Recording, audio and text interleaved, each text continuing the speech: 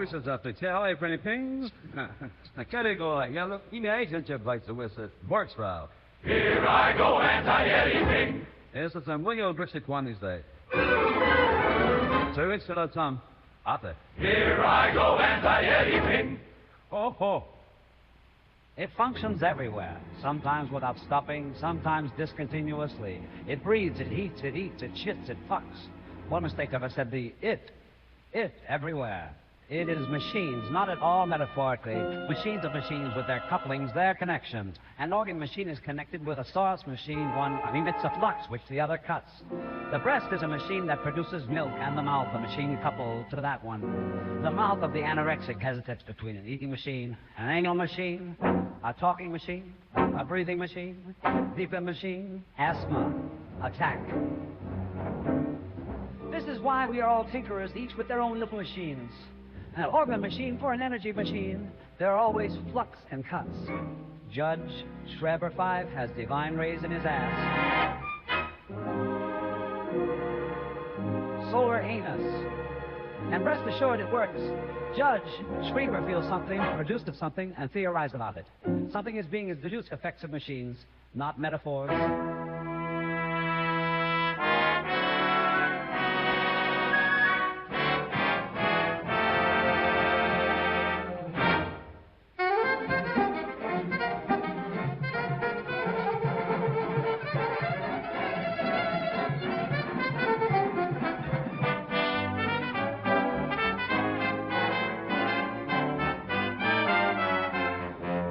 Of the schizophrenic. It's a better model than the neurotic lying on the couch. A bit of fresh air, a relationship with the outside. Take the stroll of Lenz into the outdoors. It is different from moments when Lenz finds himself with his good pastor, who forces him to situate himself socially in relation to God, in relation to Father, in relation to Mother.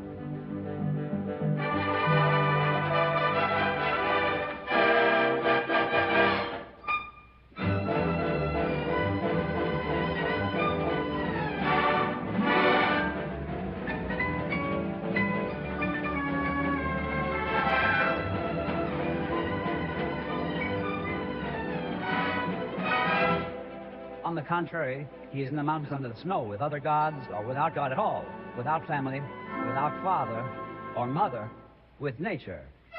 What does my father want? Can he give me better? Impossible! Leave me alone. Everything is a machine. And three celestial machines, the stars are rainbows, alpine machines, each coupled with those of his body, noise machine. Uninterrupted, idling to mutter.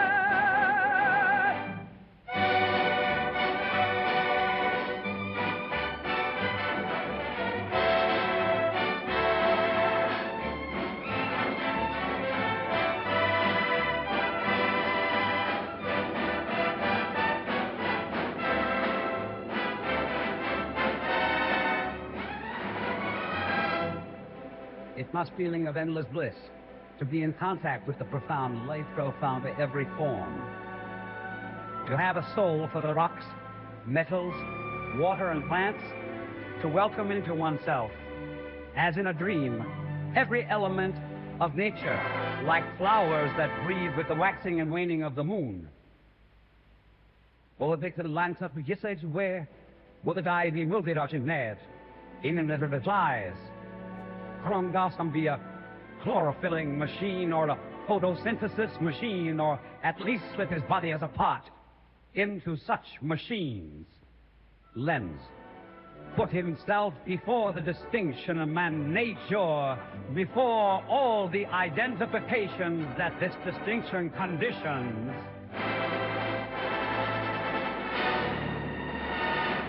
He could not experience nature as nature, but as a process of production.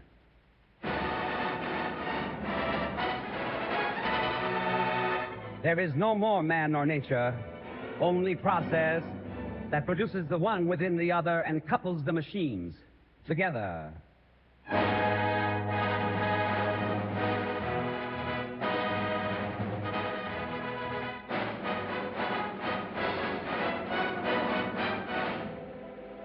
Producing machine, desiring machine everywhere.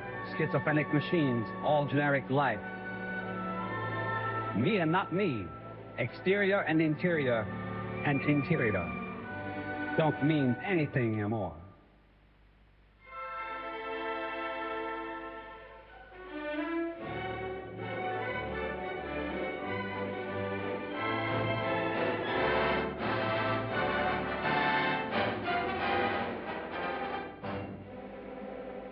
That was me, Anti-Oedipus. That was me, Anti-Oedipus.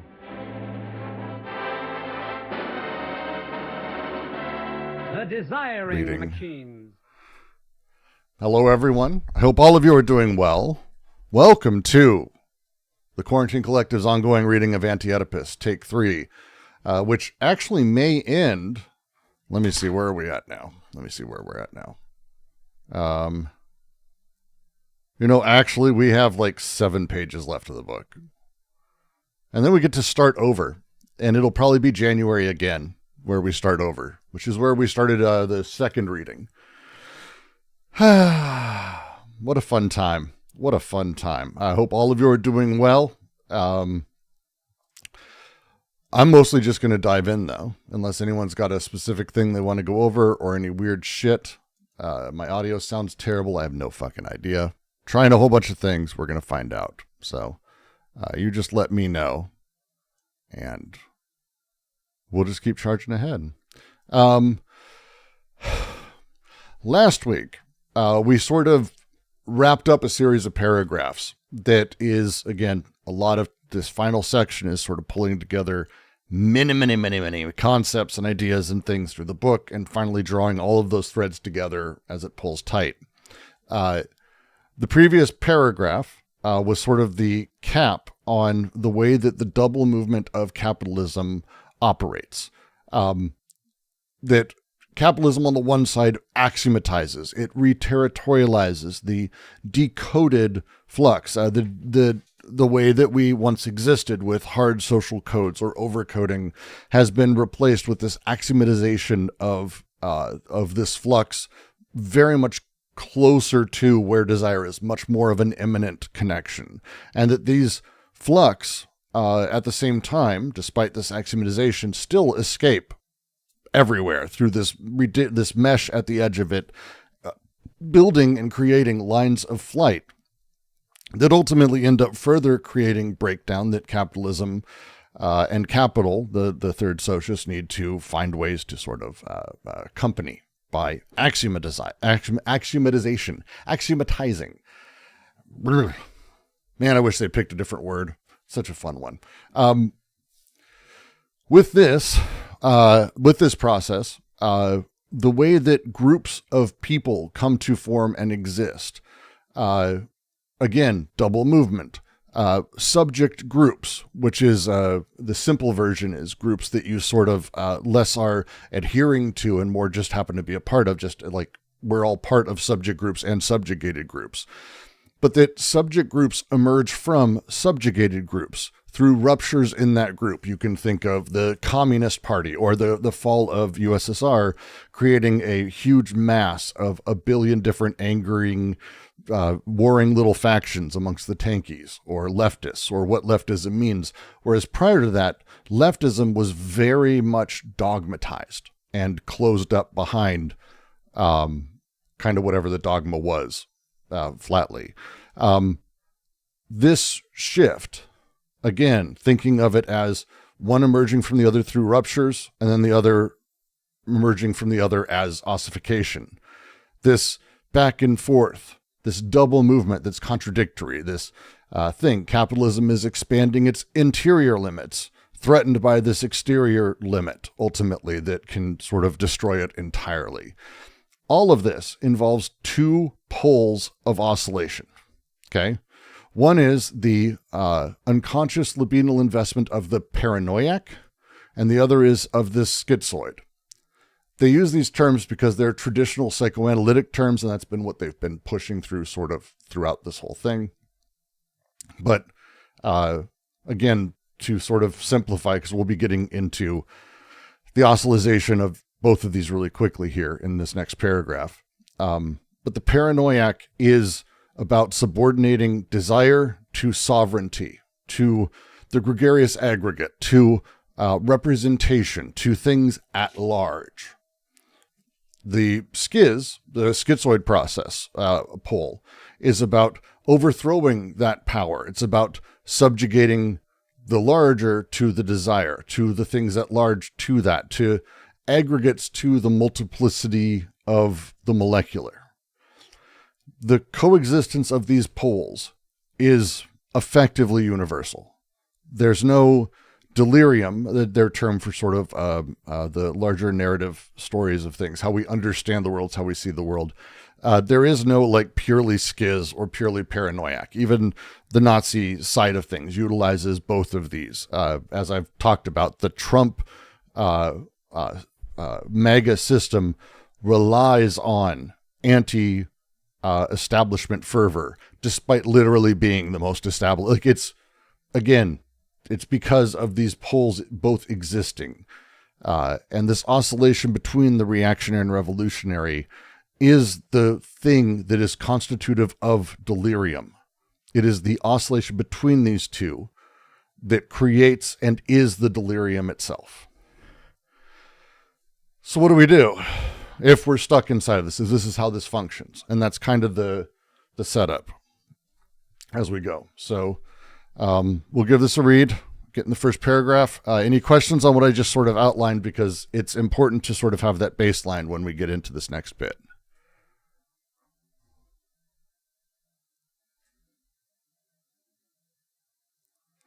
Fewer people. It's December every time. And then next week we'll have a ton. And then the week after that, we'll have an even larger number as it gets towards New Year's. And we'll do like a New Year's thing. It's kind of funny that way. Into the year. Summer, we have a fuck ton. Into school, everyone's basically just very tired. It's very tired.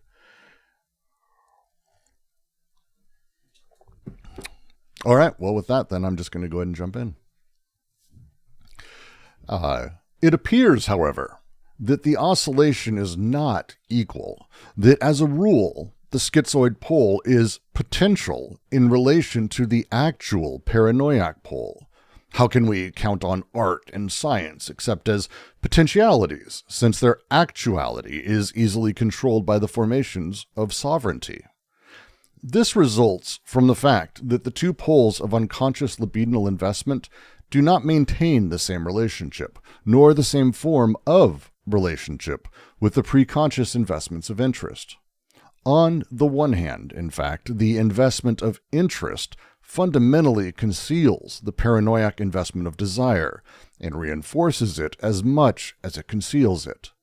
It covers over the irrational character of the paranoiac investment under an existing order of interests. One sec, I need to turn off those notifications. This is what happens. I did a refresh, and then everyone's going to be getting all kinds of pings and stupid shit. Because Discord just doesn't keep settings for some fucking reason. Wait, I have sounds disabled. What the fuck? One second, stupid fucking thing. One sec. Unbelievable. There's like no, just disable all audio. That's amazing. 2 seconds. Boop, boop, boop. Boop, boop, boop. There. We'll get back to the reading.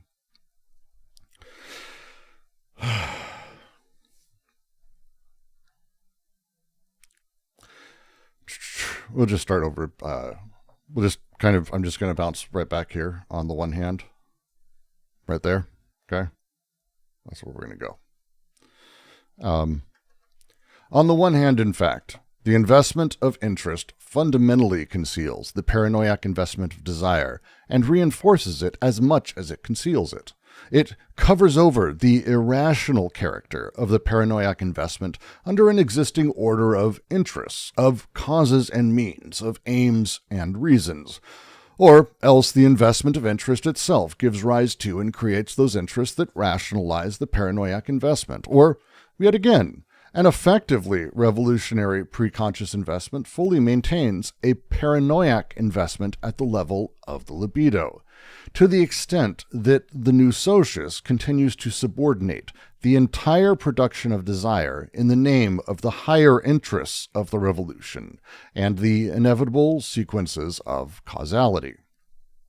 In the other case, the preconscious interest must, on the contrary, discover the necessity for a different sort of investment, and must perform a kind of rupture with causality, as well as a calling in question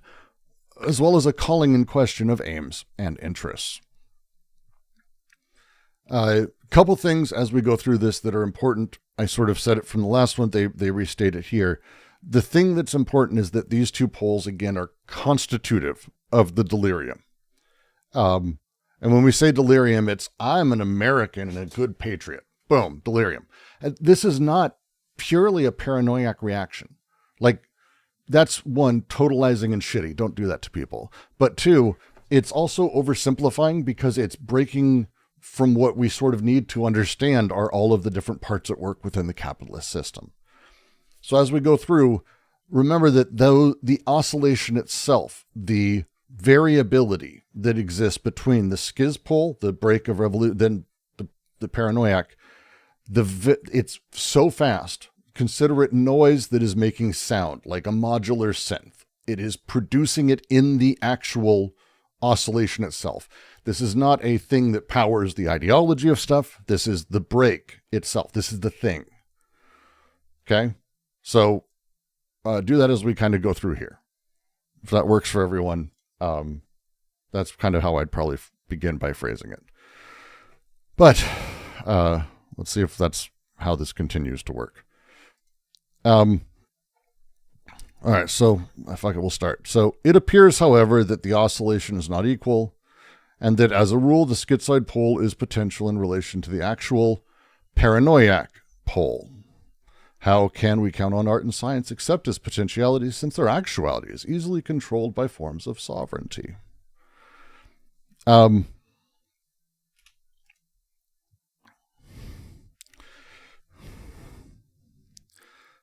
There's an asymmetry, as they state up front, between these two poles of libidinal investment. The way that the revolutionary, the schizoid pole exists here is primarily as virtual.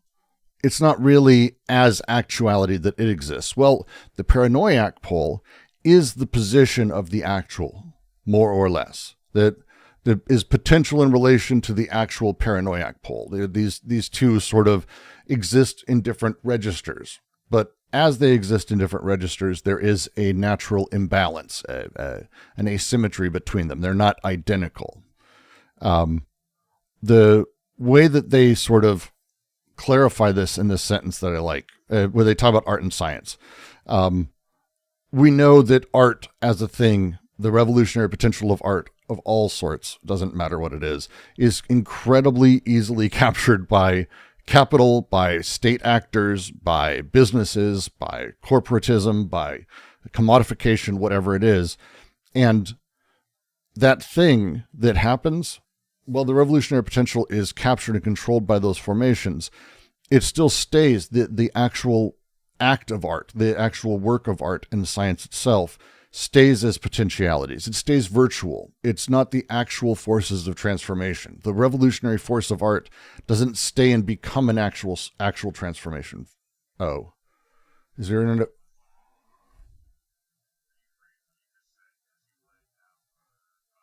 I did. Nice. Did I lag out on YouTube too? No issues on YouTube. That's wonderful. Wonderful. No, I can try to re-say it. Where did I cut off?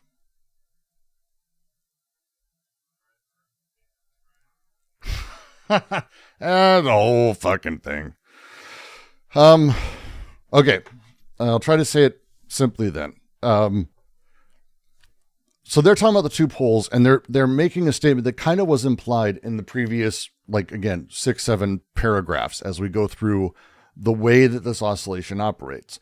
The oscillation operates not just between the schizoid pole and the revolutionary pole. These things actually exist also on different registers. And that's kind of a big deal to this. The registers of the revolutionary pole, the revolutionary schiz, are going to be in that virtual space. That's how this sort of operates. It's a virtuality, not an actuality. The paranoiac is actuality, not virtuality. And the example they give of art and science is the actuality of all of these things becomes controlled by the formations of sovereignty. That's the way that the actual sort of comes to be co-opted. So the virtual, they stay virtual sources, virtual forces rather than actual forces of transformation. They play in that sort of space because sovereignty captures and neutralizes the potential in that space. Does that make sense? Did that come through?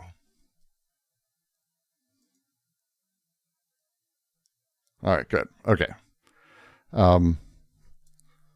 It'll make more sense as we get through the paragraph because they're actually they start getting a lot more clear in like the next 5 or 6 pages about all of this. But again, it's going to use a lot of stuff and sort of fall back on the assumption that you're reading the entire book with them. So we'll see what we can do here. But they continue.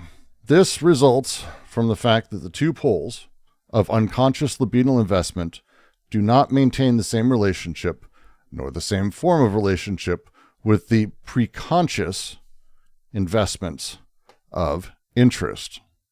Again,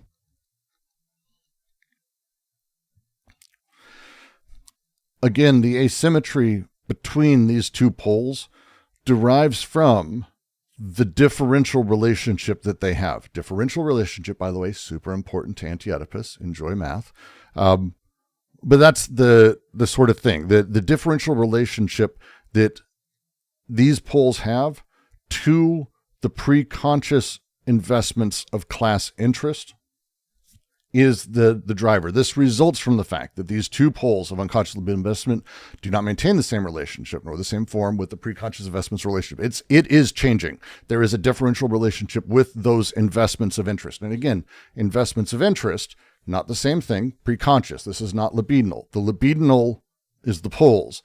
The preconscious investments are the rationalized understandings of the world. Oh, I am a white middle-aged American. These things and the relationship that this thing happens before that is a differential relationship.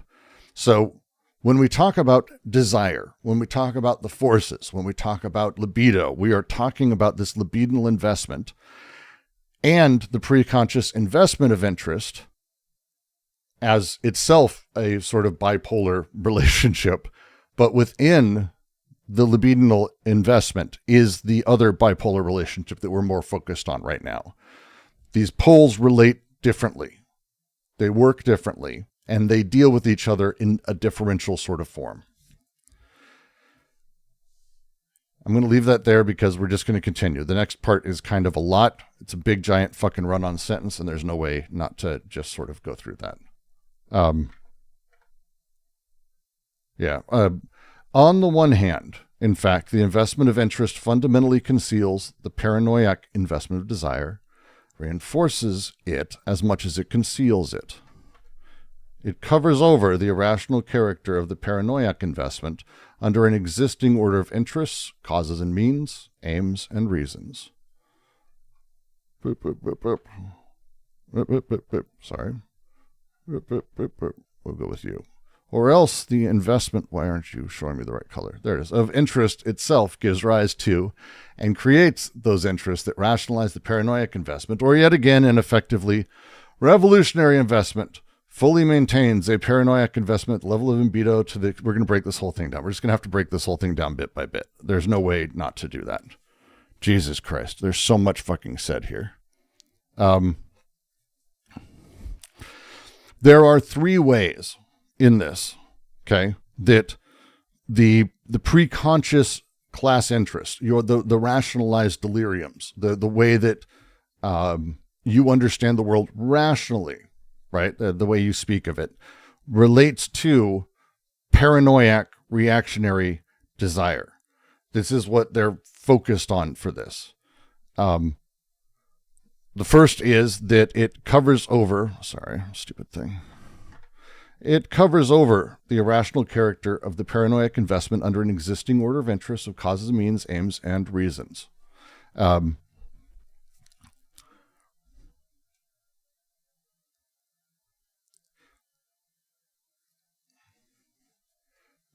We accept somehow that there are people who are justified voting for Trump or voting for reactionary politics.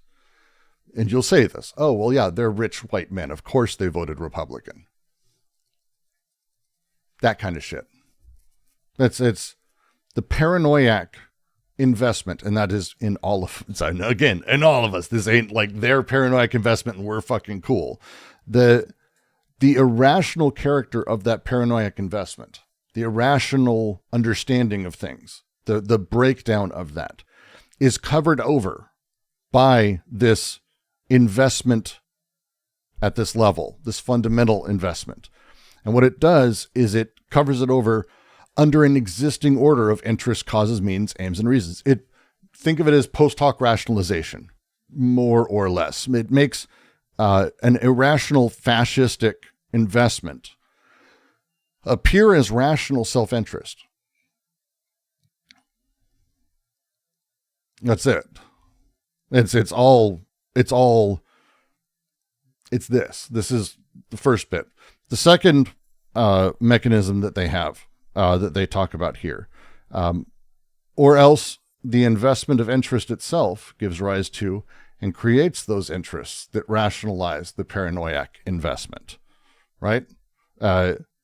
Interest actively creates the very interests that then justify this investment. We can talk about this in terms of Marx's version of ideology, Zizek's version of it, where the way that ideology produces subjects who find reactionary desire to be in their interest. It's a post hoc rationalization. The investment of interest itself gives rise to and creates those interests that rationalize the paranoiac investment. What would be a great example of this? I mean, I don't want to keep harping on Trump or any of those things, but it just keeps coming back to it. It's the way that suddenly our need to be safe. The shit ICE is doing as a thing. Like, oh, we justify it because we need to be safe. Oh, the investment in the paranoiac actualizing pole versus the schizoid, the differential relationship with that, with our class interests and how they're seen, produces this layer of delirium. And this is what they're talking about here. The, again, creation post hoc now of those justifications.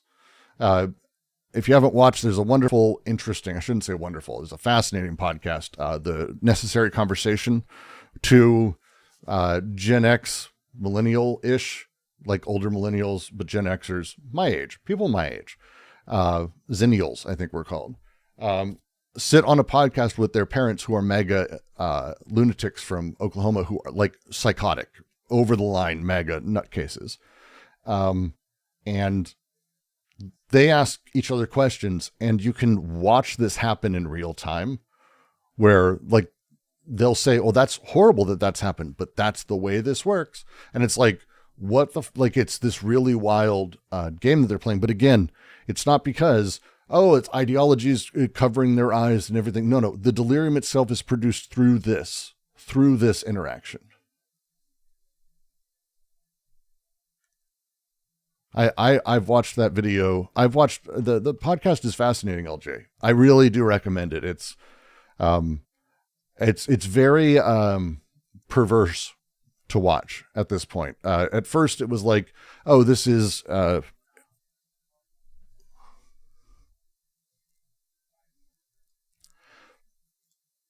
mean, if people who are watching don't realize we're actually witnessing the end of a family breaking up and how they start to realize that they hate each other, I'm not sure that's enjoyable. And so there's a perversion to watching it. Like it's not a happy thing. It's not, we're not watching it out of like, at first it was for me catharsis because like, oh my God, this is exactly what it's like to talk to my parents. And this is the nightmare.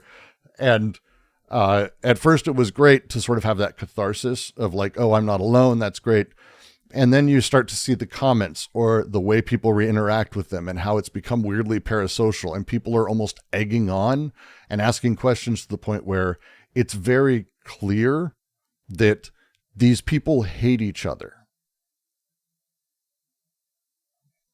The dad and mom both said that their children should be killed this last week.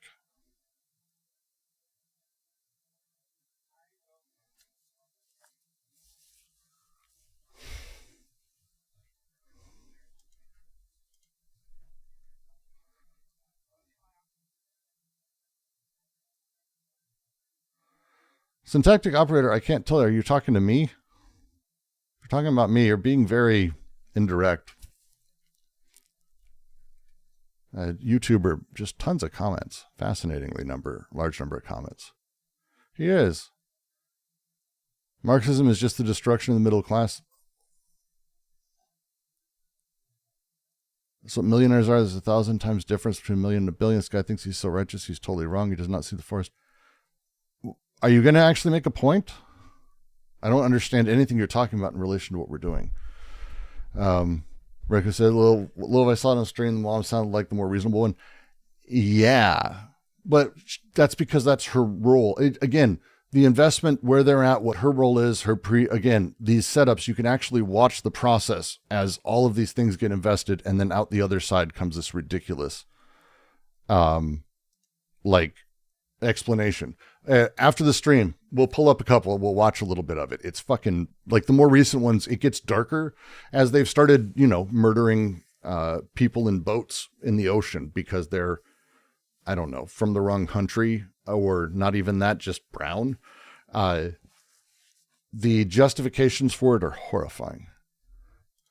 Black and white, all or nothing, dichotomous thinking. Okay, syntactic, you're annoying. You're just very much just yelling things. Fun.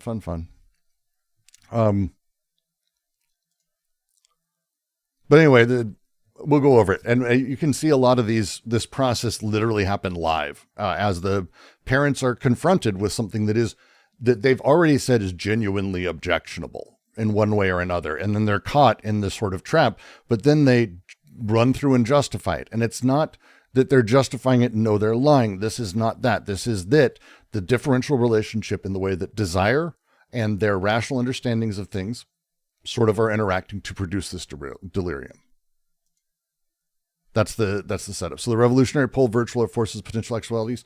It's not that clean, but the revolutionary pole is virtual and the paranoiac pole is more actual. That's the setup that they're talking about. These are the rules of these things. So it's not so much saying that don't conflate them, basically. The revolutionary pole is not the virtual. It is virtual. There's a difference. They're not meant to be directly conflated, but it's playing more in that direction. It'll make more sense as we sort of get a little bit deeper into it, I think. Anyway, the third that they sort of say here as a thing, they say, or yet again, an effectively revolutionary preconscious investment fully maintains a paranoiac investment at the level of libido to the extent that the new socius continues to subordinate the entire production of desire in the name of the higher interests of the revolution and the inevitable sequences of causality. This you could call the trap of Stalinism. I think is they've referred to that elsewhere. This is, to me, not far from actually the trap of Trumpism too.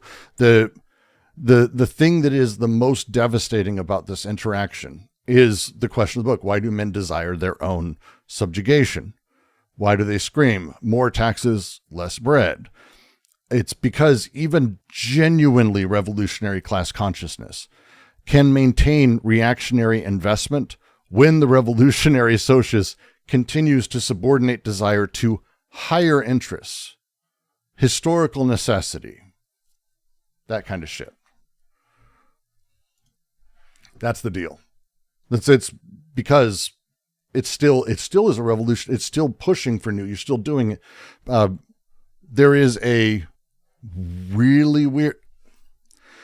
When Charlie Kirk, all these fucking people talked about conservatism, the new punk rock.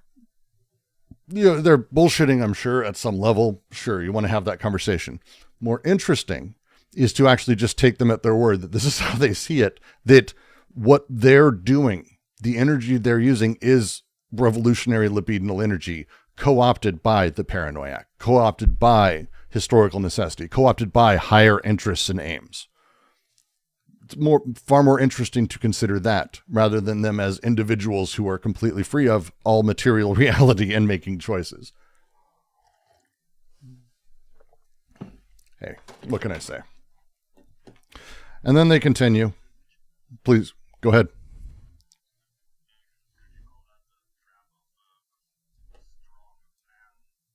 Leadership style. Strongman leadership style? Yeah, what you call the trap of Trumpism and the trap of Stalinism, and I wonder, isn't that? I think we see it. Strong man figure is that what they have in common? I think we see it that way, but I think you could very much argue. I mean, I would argue the same is true of PRC, for example, which until even recently, I wouldn't say necessarily has a strong man. Not in the same way as we have it, or we talk about it in the West with Stalin, with Trump, with Hitler, with even Pol Pot or others, even throughout Asia. I think the PRC has shown that the investment in the dogmatic can just as easily be sort of swayed in this way. So I would lean like, yeah, it is the same trap, but it's not necessarily having to be attached towards it being a strong man. It's I think the phrasing of it is good. It's the new socius continues to subordinate the production of desire in the name of the higher interests of the revolution, that the revolution is more important, that's the deal, that this is what we're doing now. This is the thing we're playing with. Oh, it's a little loud. I'm sorry. Weird. Yeah. Raiko, if you could just say hello for 2 seconds. Just give me a hi. Hello for 2 seconds. Perfect, thank you. But the example that they give is Stalin. I think talking about a strongman as a thing, no, but the way that operates, where and even again the PRC for an early time where it was Mao was everything, and we're probably going to get back into that Liji very quickly. There was a period of time where that really wasn't like.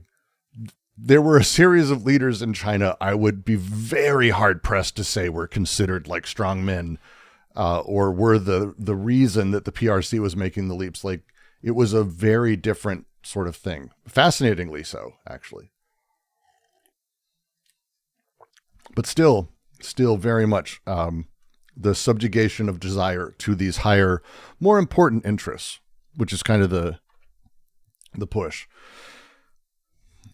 And then they finish. In the other case, the pre-conscious interest must, on the contrary, discover the necessity for a different sort of investment and must perform a kind of rupture with causality as well as a calling in question of aims and interests. It's finishing out, I think. Yeah, I'm going to say that basically is just finishing out my point. That's not necessarily new information there. But this is the function of these setups. They're in this specific paragraph that we've just finished. They're reading through and going through all the ways that we sort of continue to find ourselves subjugating and setting us up where desire is still subjugated overall. That's the thing that they keep pushing and pushing and pushing towards. As I read it again. Any questions, thoughts, anything to sort of comment on here? Except for weird YouTube spammer person who was sending whatever.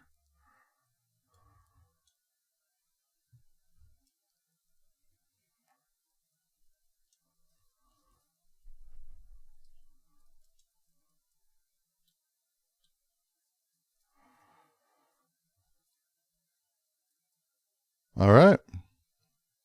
The good news is they're about to make even more of a statement around this, because this is them just basically going, here is answering Reich. They're trying to more directly answer Reich in the last paragraph, basically, by saying, hey, this is where this comes from. This is where this comes from.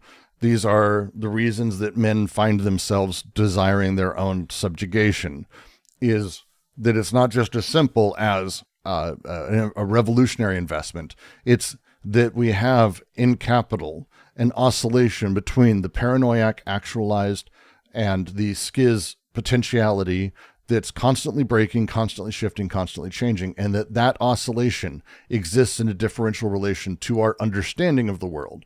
And as our understanding of the world comes in clash or whatever it is, this process sort of conditions, determines, sets that shit up for wherever it needs to sort of be.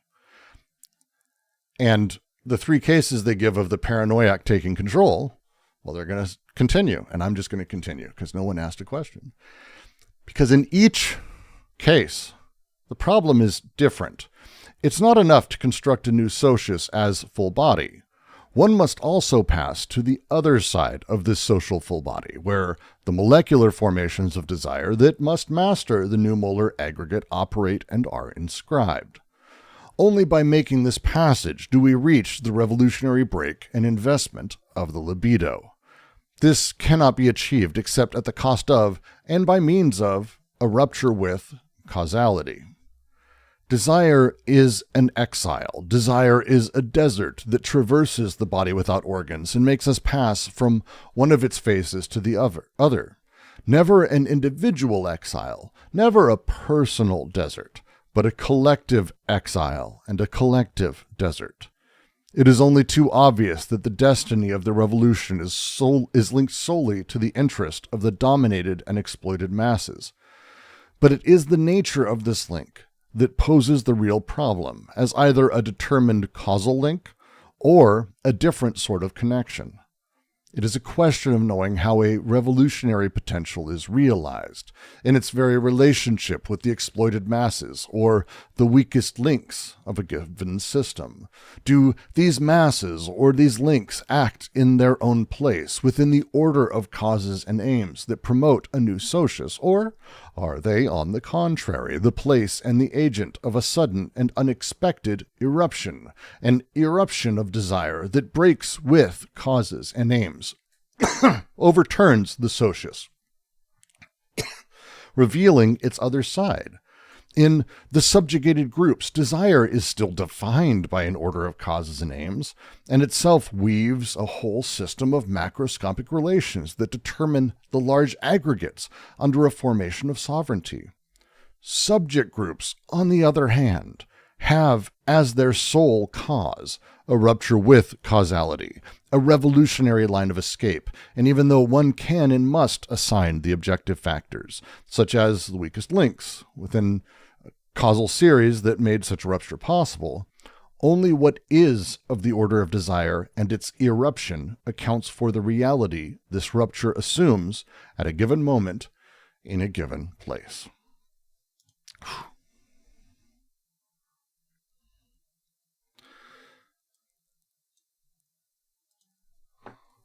I'm not going to try to summarize. We're going to just do what we can to make our way through this. I think that's going to be the way we have to do this one. Because it's just fucking a lot. Please. I recall there being a specific meaning to the word desert, the way they use it. What exactly was that? Flat space without shit on it. Empty, without definitions or anything that's constantly changing. The way that sand dunes aren't the same thing the one day to the other. The desert, no structures, no civilization, no rules, no setup, no determined anything, more or less. Huh. Okay, yeah. Well, we'll get to that. It's that more or less is if I had to say it quickly. All right, we'll start with the first little bit here. All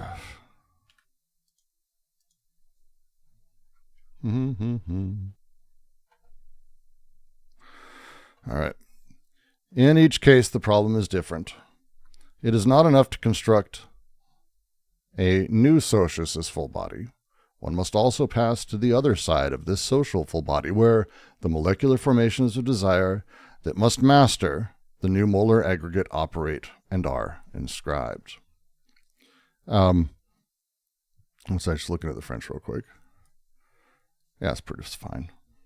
It's fine. Yeah. So, okay. We open here talking about the way that in each of these problems, revolutionary transformation has a lot of problems. Like, if there is a thing that people have been wanting to figure out for the last fucking 100 years, 125, 130, 140 years, how do you actually have a revolution happen? Like, not everyone wants to know. Like, what the fuck is Sai Qutb, who I usually bring up when I talk about this, who sort of was one of the founders, like Islamic Jihad, I think has probably the most common way that people talk about it, where some event will open the eyes of the people, bring the lies and the ideology off their face, and they'll suddenly rise up together as one. They'll, if only people understood, but we just have to show them something very powerful. But that it's not that easy. It's just not that simple at all. At all. It's just not that simple at all. It isn't enough, like just going out and merely constructing a new socius. If we just have this new body that is able to appropriate production, just let's say we do that. That's not going to do it. That's insufficient. This is why Russia failed. Oh, we've got a new socius. It's going to be state control of X, Y, and Z. Well, that's new state forms aren't going to do it. China is capitalist, kind of always was, flatly. Russia, same thing. Like, this is not crazy for me to say. Like, just doing this isn't going to work. The failed revolutions that tried to create state forms fucked up. So to kind of figure this out, to make this sort of step, you need to go to the other side of the social full body, not look at our side where the large scale systems or state apparatuses or bureaucracies where we can outline them and go, oh, if only we just had the right organization of things on this side. No. We need to go on the other side of that social full body. And by other side, they're talking about that sort of line, right? The where desire is still being invested, not where it's already invested or already stratified, already created into some other things.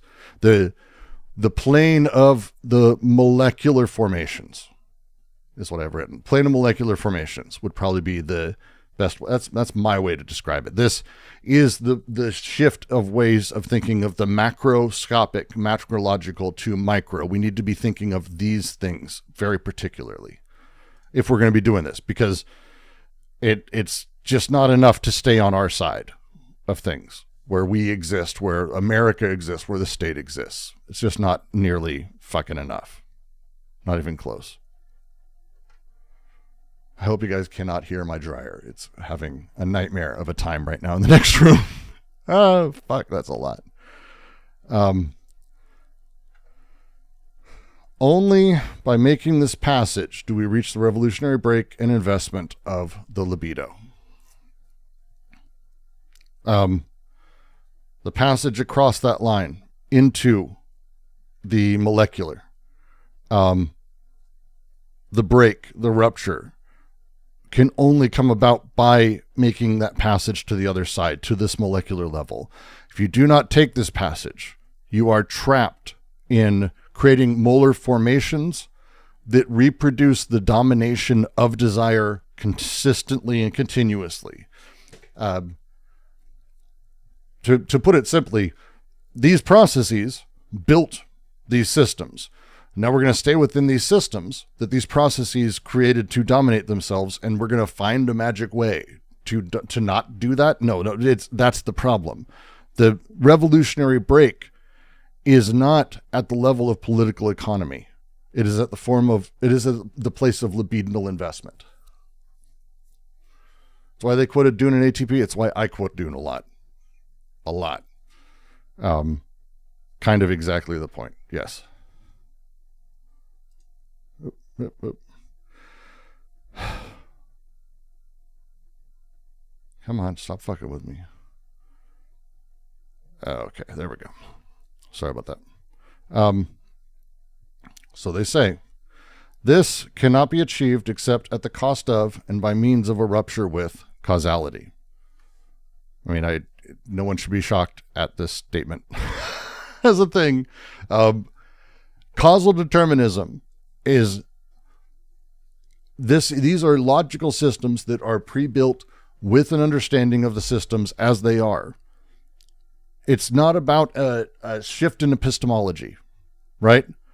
You cannot simply calculate revolutionary desire by laws that are used to measure history and economic necessity or a dialectic inevitability. You cannot do this thing. And he says, at the cost of, that they're signaling the rupture with, there's uncertainty. There is no guarantee that this is a risk. This is not, oh, do this and it'll be cool. No, that's the paranoiac demand, and investment would require that. The means indicates the rupture itself is the method. The rupture is the method, not the obstacle.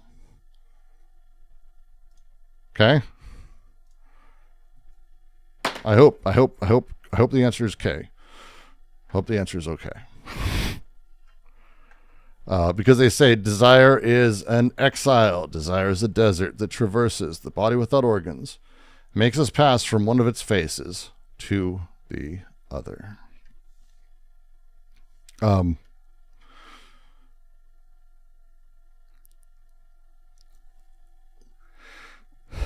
Desire. Wait.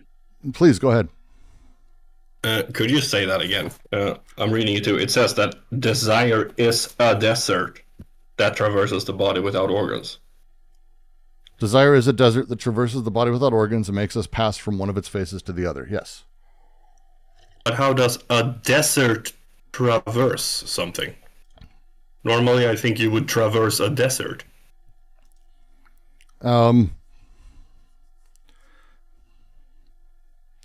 Desire is itself a surface with many faces, and it enables passage of one face to another. It is a topological sort of claim. Desire is movement across and through the body without organs. And so as such, we pass from being on our side, right, our side of things, the clothed or organized face, to that of the naked or disorganized face, the socius to intensity. The desert imagery they're using is again the relation it has to lack, and it's not like in the Lacanian sense, like a negative or privation of this, but instead as like a plenitude, a positive plenitude. So when they say desire is a desert that traverses the body without organs, this is what they're referring to. It is itself. The desert is this smooth space. It is non-striated. It is intensive, non-extensive. And desire is able to sort of go across that because of that. And that's how desire interacts that way, as I read it. No? Not making sense?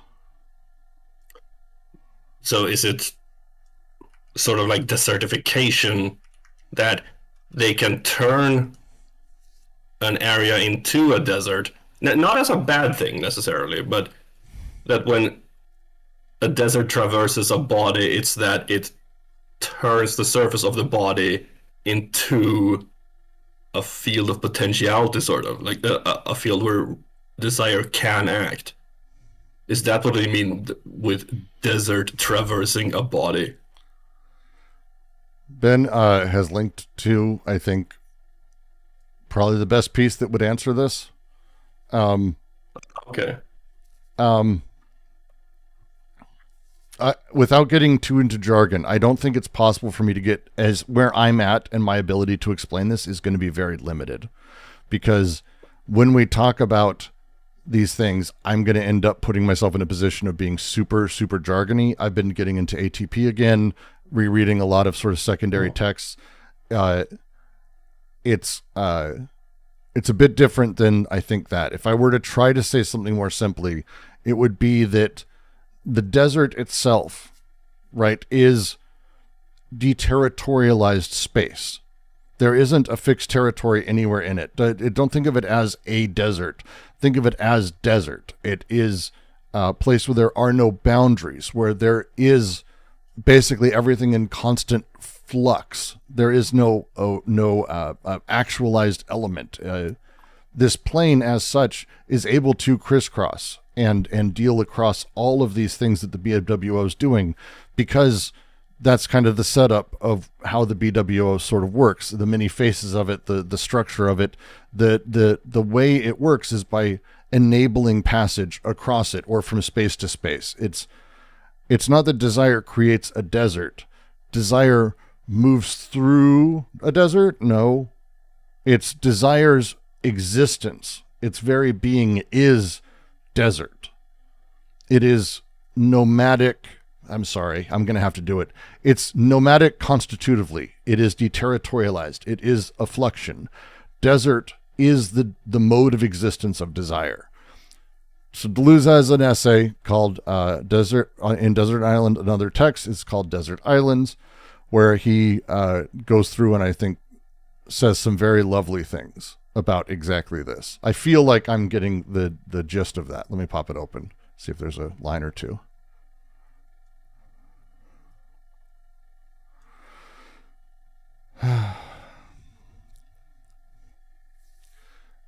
In the facts themselves, we find a negative confirmation of all this if we consider what a deserted island is in reality, that is, geographically. The island, and all the more so the deserted island, is an extremely poor or weak notion from the point of view of geography. This is to its credit. The range of islands has no objective unity. Deserted islands have even less. Deserted island may indeed have extremely poor soil. Deserted, the island may be a desert, but not necessarily. The real desert is uninhabited only insofar as it presents no conditions that by rights would make life possible, whether vegetable, animal, or human. On the contrary, the lack of inhabitants on the deserted island is a pure fact due to circumstance. In other words, the island's surroundings. The island is what the sea surrounds, what we travel around. It is like an egg of the sea. It is round. It is as though the island had pushed its desert outside. What is deserted is the ocean around it. It is by virtue of circumstance, for other reasons than the principle on which the island depends, that ships pass in the distance, never come ashore. The island is deserted more than the desert, so much so that in itself the island may contain the liveliest of rivers, the most agile of fauna, the brightest flora, the most amazing nourishment, the hardiest of savages, the castaway as its most precious fruit. It may even contain, however momentarily, the ship that comes to take him away. For all that, it is not any less a deserted island. To change this situation, we would have to overhaul the general distribution of continents, the state of seas, and the lines of navigation. The way the desert operates. He's talking about the desert island there. This is the setup. The desert desire sort of setup opposes organized bodies, the organism entirely. A striated socius is something it opposes. Again, it's a deterritorialized setup. So when desire as a desert traverses the BWO, what it's doing is actualizing intensities rather than organizing extensities. It's producing molecular formations, not molar aggregates. So when we talk about it revealing the other side of the socius, this traversal, this is what we mean. It's the molecular that is beneath or beyond the molar and the aggregate.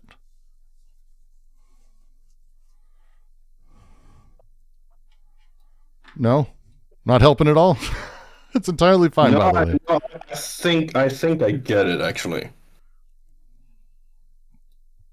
What you said about it's not about being extensive, being intensive. Mm-hmm. Desire is a desert that traverses the body without organs.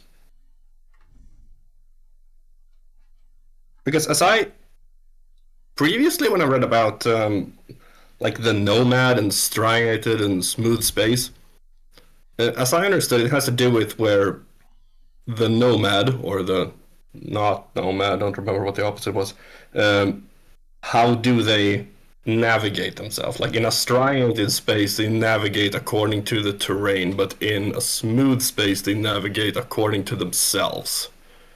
And the desert then would be the smoothing of a space. So when they say that the desert traverses, it means that the space we're talking about is being smoothed out for desire. No. So this is so traverses okay. Here.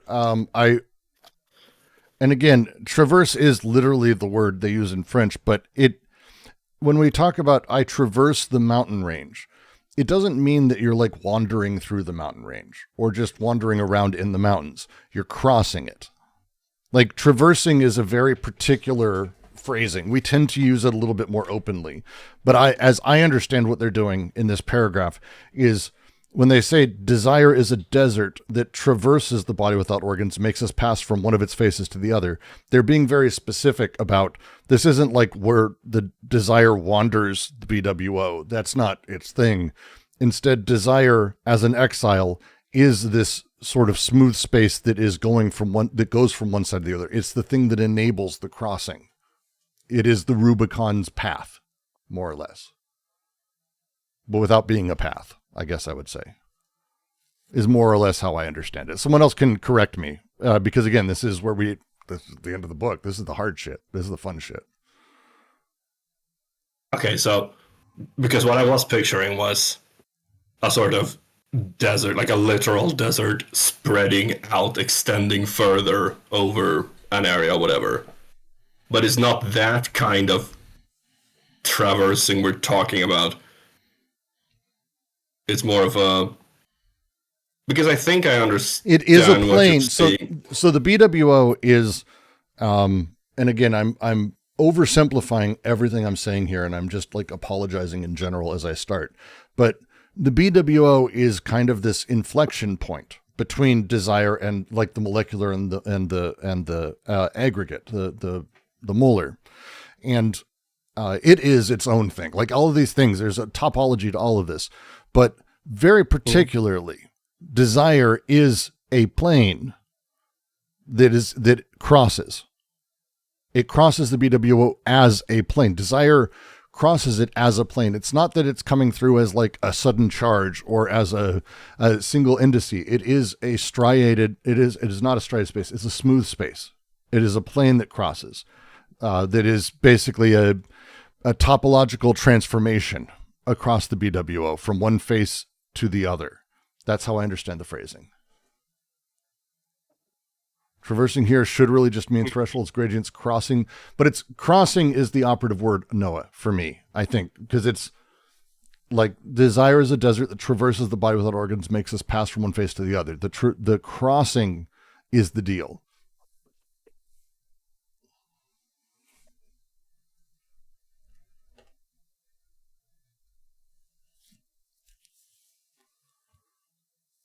You think marking is better?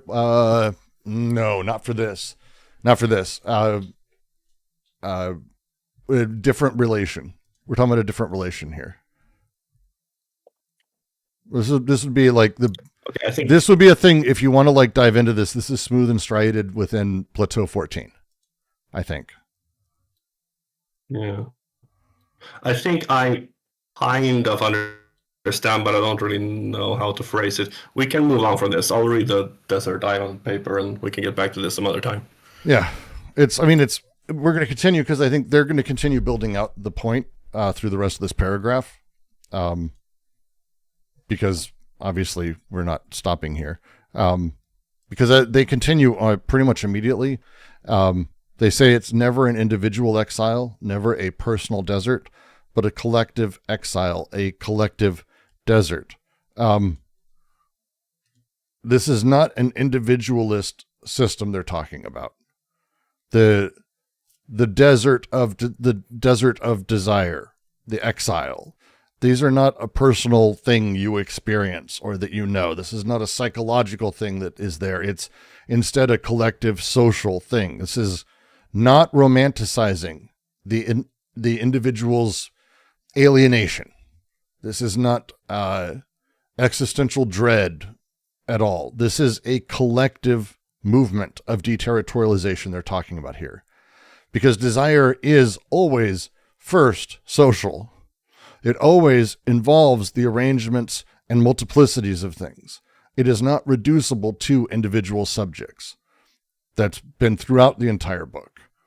The challenge we hit, and like the assertion they're saying here, is traditional psychoanalytic sort of privation of desire and wants and what you have and what you're doing and what a person can do and what they're into. That links revolutionary desire to a personal transformation. This is them saying, no, this is not about that. It is first and foremost collective. It does not sit in exile. They go out of their way to be very specific. It doesn't quite read never an individual exile, never personal.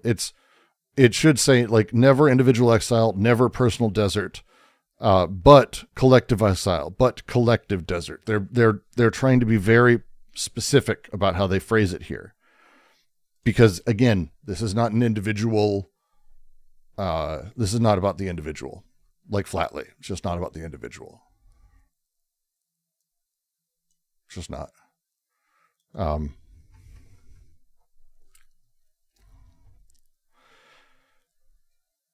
So they say, it is only too obvious that the destiny of the revolution is linked solely to the interest of the dominated and exploited masses. It more or less reads sort of itself. It's a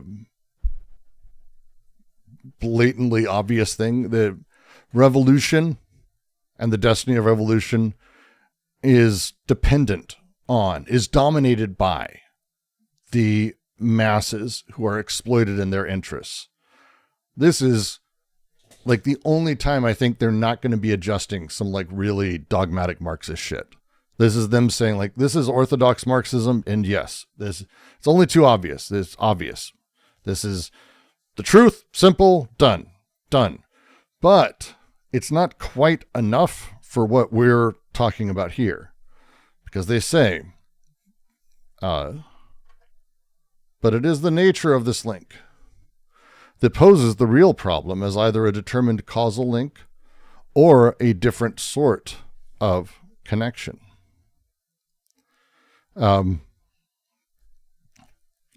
Obvious truth. It's always linked to the interest of dominating exploited masses. Thank you. Good. Given. But that's not really the thing. It's not that. It's not that it's dominated or dependent on that. It depends on them, right?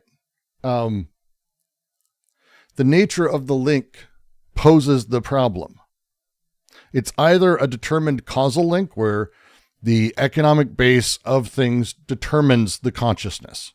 Material conditions of things produce revolutionary consciousness because of thing X or thing Y that some fucking asshole wrote about. Or a different connection, something that isn't sort of known yet. That's it. The problem is not the parties related. The problem itself is actually the form of the relationship that exists. That's the problem. The problem is the form of the relationship as it exists. It is a question of knowing how a revolutionary potential is realized in its very relationship with the exploited masses or weakest links of a given system. So how does revolutionary potential, which is virtual, right, become realized into the actual? They say in its very relation with the exploited masses or the weakest links of a given system. Weakest links is it's taken from Lenin. The idea that revolution occurs where the contradictions within capitalism are most acute, where the weakest links of the given system are. There's a Lenin's thing. Lenin wrote about this. Zizek has a great book on Lenin that goes over this for like 3 chapters called Lenin 2017, some shit like that. Good book, actually, really interesting. But the key phrase here, in its very relationship with,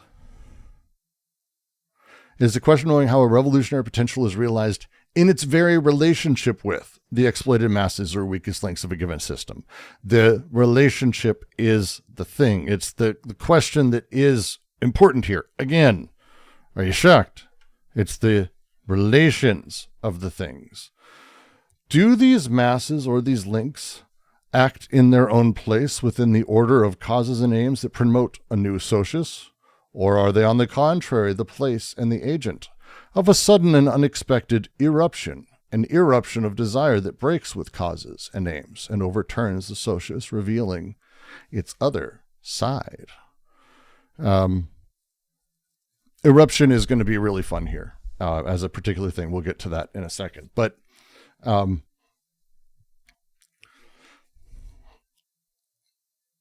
this is really the central part of this paragraph. They're going to go on to sort of build on this, but do they act in their own place within causal order? Do they occupy a position in a causal sequence, acting by laws historically determined, blah, blah, blah, all that shit, right? Or are they, on the contrary, the place and the agent of a sudden and unexpected eruption? Are the masses themselves in their own place, acting within the orders of things, the fount of revolution? Or are they, on the contrary, the place of the eruption of desire that breaks with causes and aims and overturns the social order? Yes, this is where they're going. Because they're not causes. They're not causes. They're sites where desire is erupting, breaking with causality, overturning the socius, revealing its other side. The traditional dialectical material sort of way of talking about revolution is that, the masses are the ones we need to inspire. Are they?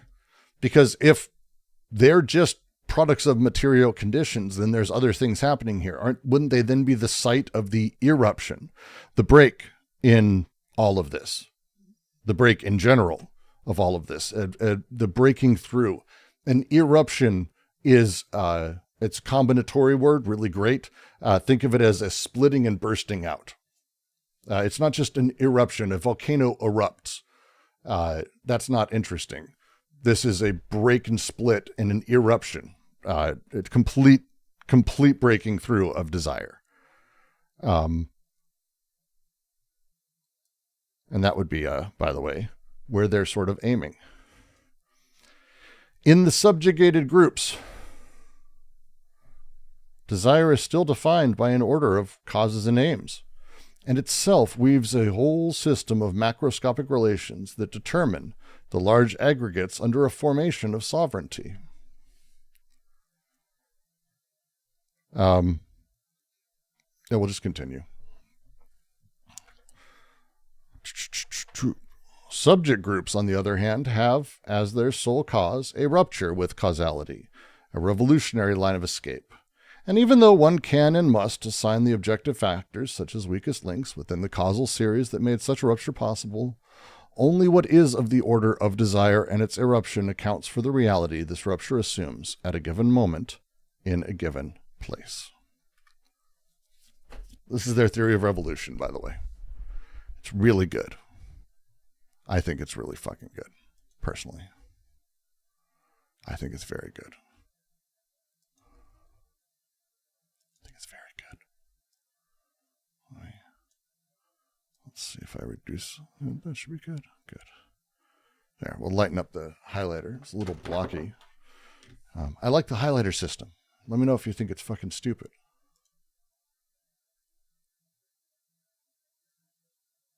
Oops. So I got moved again. I did this why do I keep doing this? God damn it.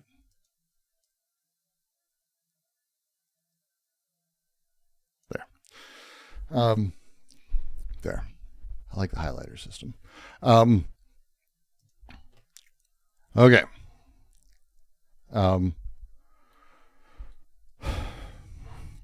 Subject groups are sort of paradoxical.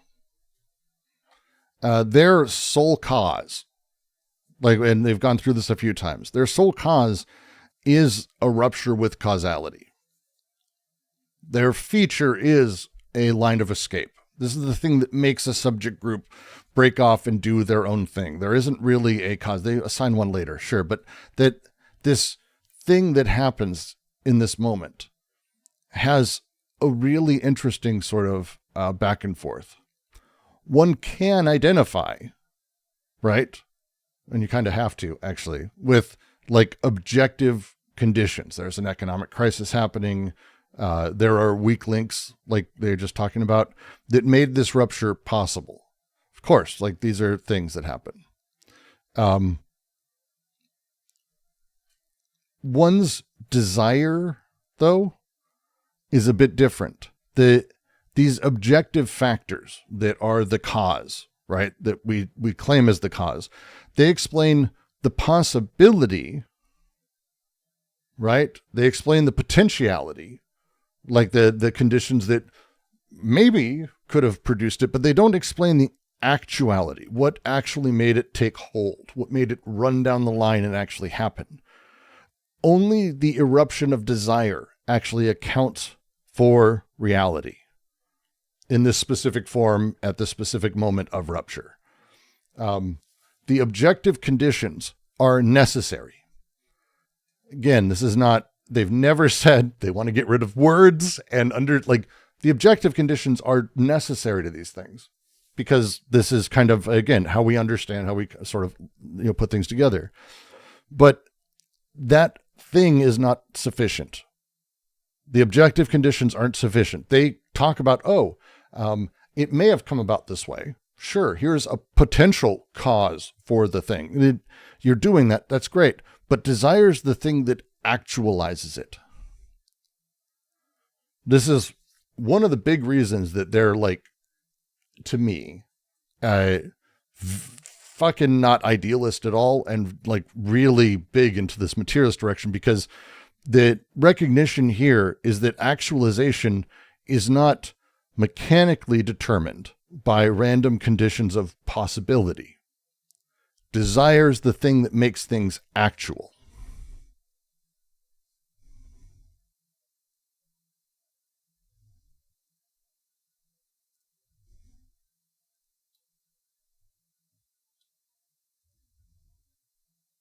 Does that make sense?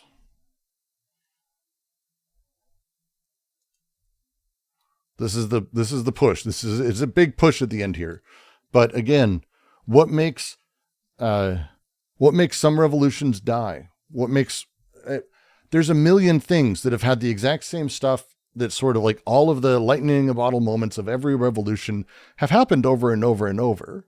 We can point to things all the time. You can talk about, this place, this union movement, or this workers' strike, or this general strike, or this flat out revolution in this country, or this takeover of this thing. You can point to a lot of reasons that were the underlying causation, sure. And it's great. These universal reasons give us sort of the tapestry to weave from.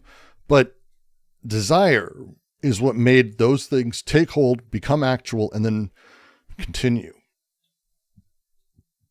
That's the push. Desire is the actuality.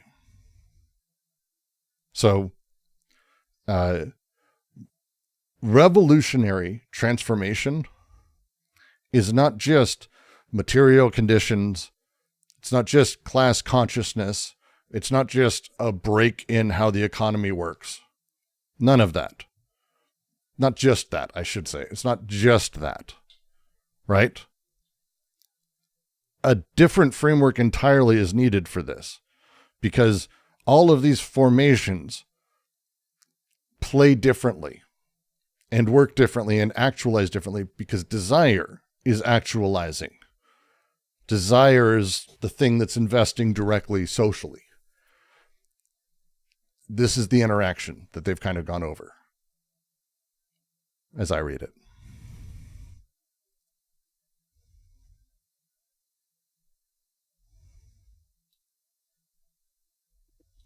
Yeah. On that, I have a question about revolutions. Oh, no.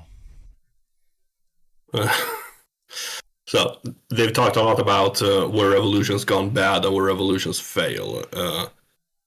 What is an example of a successful revolution in this context? I would probably say they don't necessarily think of I don't think that they would look at it that way. I think they're referring more to the idea that the revolution as we've had, they're speaking of Bolshevik or, May 68, any sort of leftist uprising. Why do these always end up in a place where we are basically recreating the same conditions that did that? I think they would argue all of them have failed. The whole point for them of revolution is to free. And we haven't reached free because desire is still subjugated. But that's like a grand sort of version of it. I don't think they would recognize anything as a successful revolution.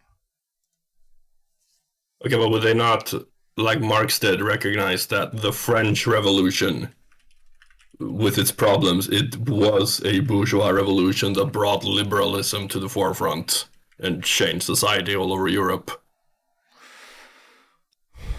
And successful in a sense. Well, but here's the thing, successful by its goals and aims. Sure, technically all of them are at one point or another. Like, that would be kind of the point for them, is that having these criteria up front, having this is what we want, this is what we're doing, and then they achieve it, and they do it through terror, and then they end up in also the French Revolution. Yes, bourgeois revolution had very particular goals, but it also yielded an incredibly odd liberal society that's also oddly oppressive. I don't think they would ever say any of these revolutions would be successful. I think they would maybe talk about them generally, but I don't think they would say they're necessarily successful at all. Oh, Will linked me something. What did he link me? Oh, God. I have to verify myself as a human being again. DNG on the French Revolution. Well, look at you. Oh, they actually made comments on that. Oh, let me see if I can. Fucking interesting. Buy for $25. Eat shit. Eat shit. Anna's Archive exists. Does everyone know what Anna's Archive is? It's wonderful. LibGen, ZLib. I've heard of it. Wonderful places. Wonderful places. Let me certainly not go to them. I would never advocate that anyone go to those things.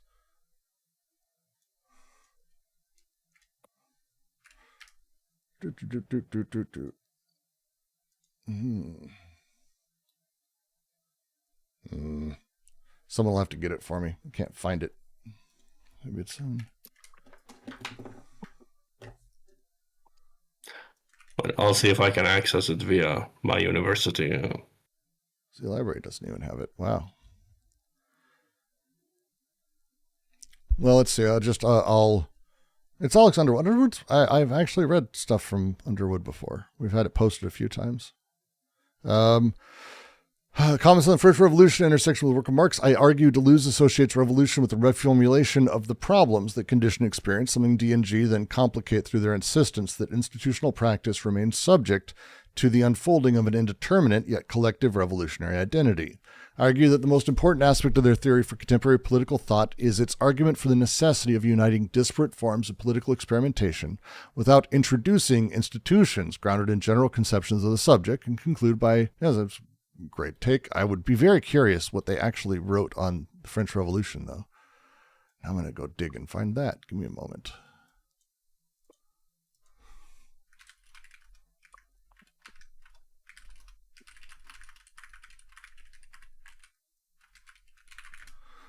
Fascinating. Good read. This will be interesting.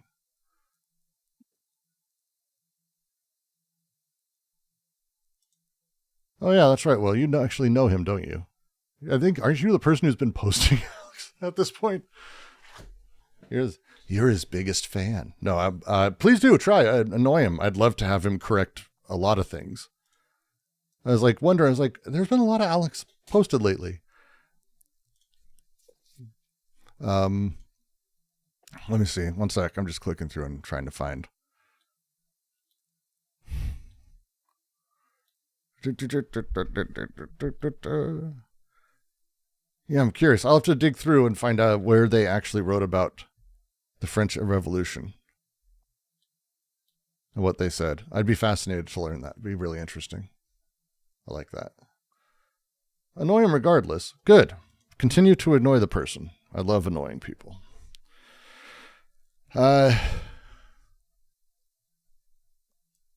Any questions, comments on this so far?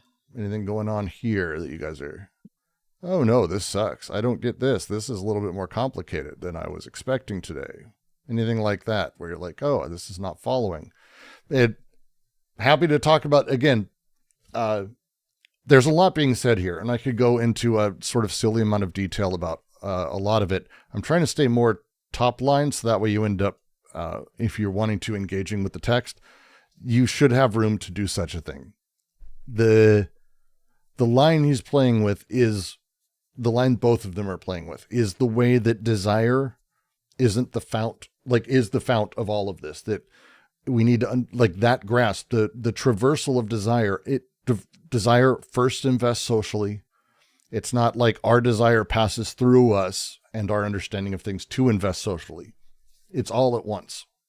It's all at once. Big bluff as it fires off.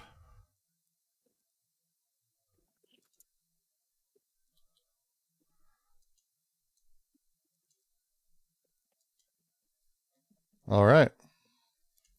Well then. I got it. I got the full PDF via University Library. Nice. Should I share it? Is that okay? Or it is perfectly fine. Will knows him. Alex can yell at me and sue me personally. I'm the one who's doing it. Okay, hold on a second. I'll do it. I don't think anyone gives a fuck. So I think you're fine. I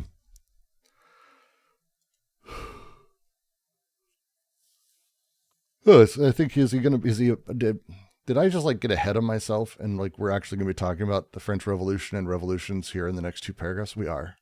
That's wonderful. Mostly focused on Linden, though. So we're not actually going to mention the French Revolution directly. Not today, it looks like.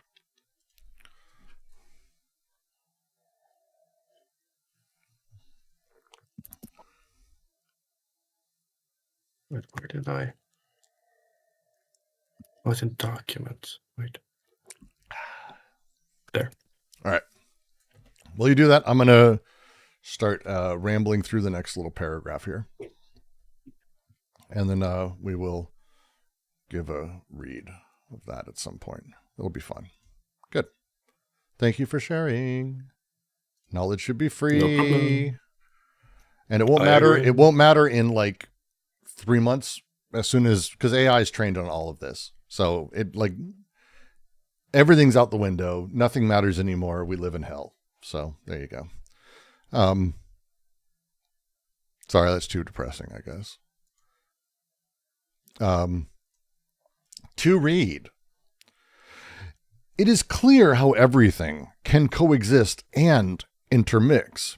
In the Leninist break, for example, when the Bolshevik group, or at least a part of this group, becomes aware of the immediate possibility of a proletarian revolution that would not follow the anticipated causal order of the relations of forces, but that would singularly precipitate things by plunging into a breach, the escape, or revolutionary defeatism.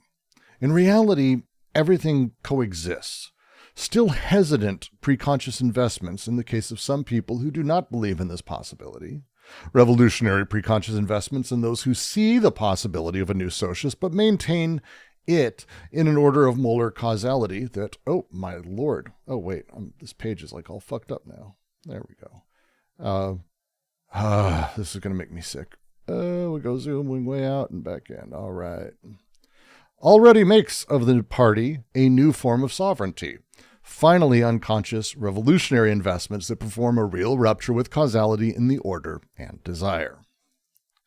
And in the same people, the most varied kinds of investments can coexist at such and such a moment. The two kinds of groups can interpenetrate. This is because the two groups are like determinism and freedom in Kant's philosophy. They indeed have the same object, and social production is never anything other than desiring production and vice versa, but they don't share the same law or the same regime.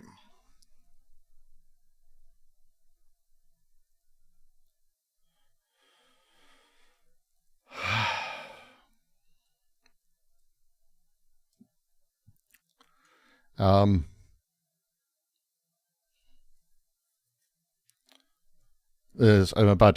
not going to highlight all of these sentences because we're just going to go through so much of this. This is like here all the way through. We're just going to do this big first paragraph here. First part of the paragraph. It is clear how everything can coexist and intermix. In the Leninist break, for example, when the Bolshevik group, or at least a part of this group, becomes aware of the immediate possibility of a proletarian revolution that would not follow the anticipated causal order of the relations of forces, but that would singularly precipitate things by plunging into a breach, escape, or revolutionary defeatism,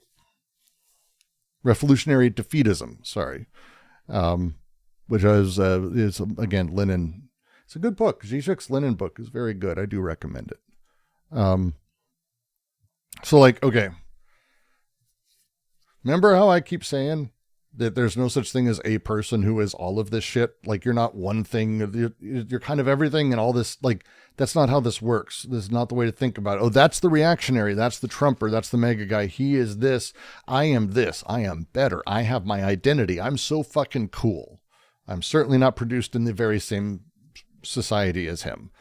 The thing is that there can be multiple contradictory forms of investment simultaneously existing, not just within people, but within groups in a multitude of ways. The October Revolution is what they're talking about here. So in 1917, this is 2017, Zizek did Lenin. Lenin had this thing in 1917 that basically said that there was this moment where proletarian revolution was possible. And this was him stating this very much directly against what I would say is like Marxist orthodoxy. Because the idea was that Russia, like the way people thought of it, Russia needed a bourgeois democratic revolution first, decades of capitalist development, and then proletarian revolution. This is the capitalism as transition phase. Go read Das Kapital. For Lenin, and it was the thing they're bringing up here, he basically believed that revolution occurs in these places, the weakest links, the places of the most strain, but also the least power, instead of it being the most advanced capitalist nation. So instead of looking at America, which was a thing, or Europe, UK, these places that like had advanced industrial bases and advanced capitalist bases, that's where revolution can happen. Generally, Marxist orthodoxy. I'm not arguing it, not interested in arguing it. I want to say that's pretty settled. Like, that's boringly settled. For Lenin, he's like, no, it's not that. It's instead where things are the weakest. That's why they aimed at Bolsheviks, because it's like the fucked upon the fucked upon the fucked upon the fucked. It kind of were there. This is a break from a very causal determinist chain of events that were said needed to happen. Marxist scientific method bullshit. The thing they're talking about here is they end with the plunging into the breach, the escape or revolutionary defeatism. Because this was Lenin's World War I slogan, that workers should fight for their governments to lose the war. This was the thing he pushed for. This is what Afghanistan and Iraq were to Al-Qaeda. Revolutionary defeatism. That America can't win, but it will try, and it will slowly cause problems internally to those companies, to those countries, companies. Same thing these days. But that the revolutionary defeatism was the sort of propagandizing of World War I. If my country loses, that would be amazing. We could actually see a complete break from the sort of normalized world order. Is everyone following there from what they're starting with? Because this is like the layer that the rest of it sort of is going to come from, because they're going to be correcting and playing with this a little bit. But it's commentary on the traditional way of at the time thinking, the orthodoxy of you have some kind of liberal revolution towards a liberal democracy that drives capitalism. Capitalism has its own things and transitions into communism. Okay? Is everyone following that? What was that last thing you said?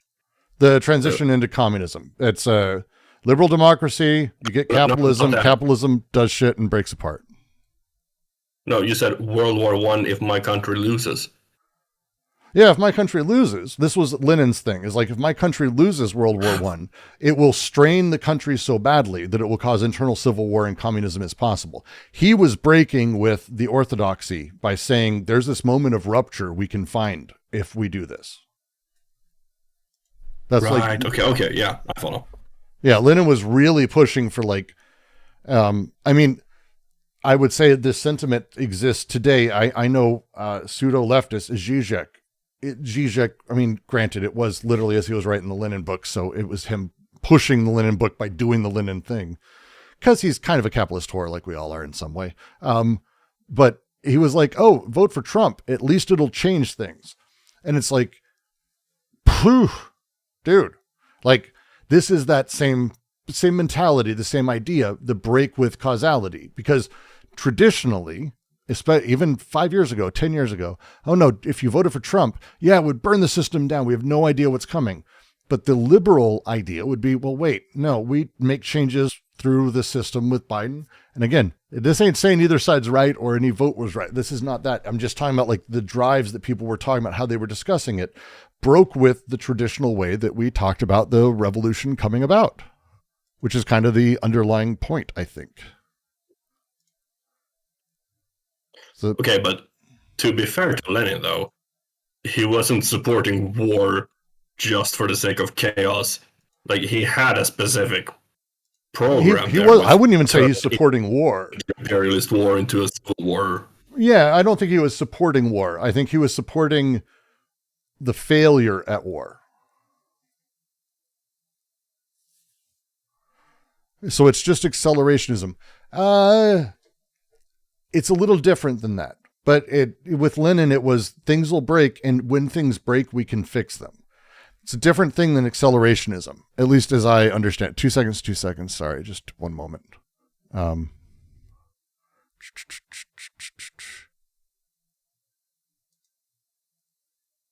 think that is exactly what I was getting at.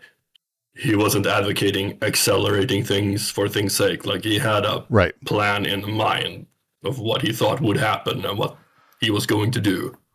Yeah, no. It was very much just as long as things break, when things break, we can fix them. This is, by the way, like at this point, I would say in our culture, something that's fairly well known. This is how the capitalists and VC and vulture capitalism works, what you aim for, and this is how like a lot of people function in a lot of their daily lives or in building things or doing stuff, you look for where the breaks are, and where things break down is actually where you can build something. And that kind of mentality is what, again, we're talking about the revolutionary defeatism. It was powerfully sardonic, but it was pointed. He was screaming that you should not be cheering on that your country wins. You should be cheering that your country loses. And it loses fast is perfectly fine, because if it does, wherever that will happen will cause a horrifying sort of civil strife. And I mean, in the end, turns out Holocaust. So maybe, yeah. Like we can point to some things there. Because it, that we know who lost and we know how that kind of turned out at this point. But that's again causative. That the underlying thing that they're playing with here that I think is that they'll be getting into, and it's in the next sentence, is sort of how this causative line functions. Like how these things play, how these elements work together. Like as I'm reading it, it's like we're talking about the schizoid pole, and again, the differential with our understanding of things, the relationship of those kind of coming to the front, the rupture with causality that was known, the line of escape, a molecular eruption happens here. And then I think that's this is like the next bit, and it's going to be across to the next page. We're just going to do the first beginning part of it, I think, here. And hi, Brooke. Hello. Hi, how are you? Hey, Afnan, how you been? I'm been great, thank you. Good. Busy with PhD. I just wanted to ask you something here. Two questions. First of all, I think Deleuze spoke about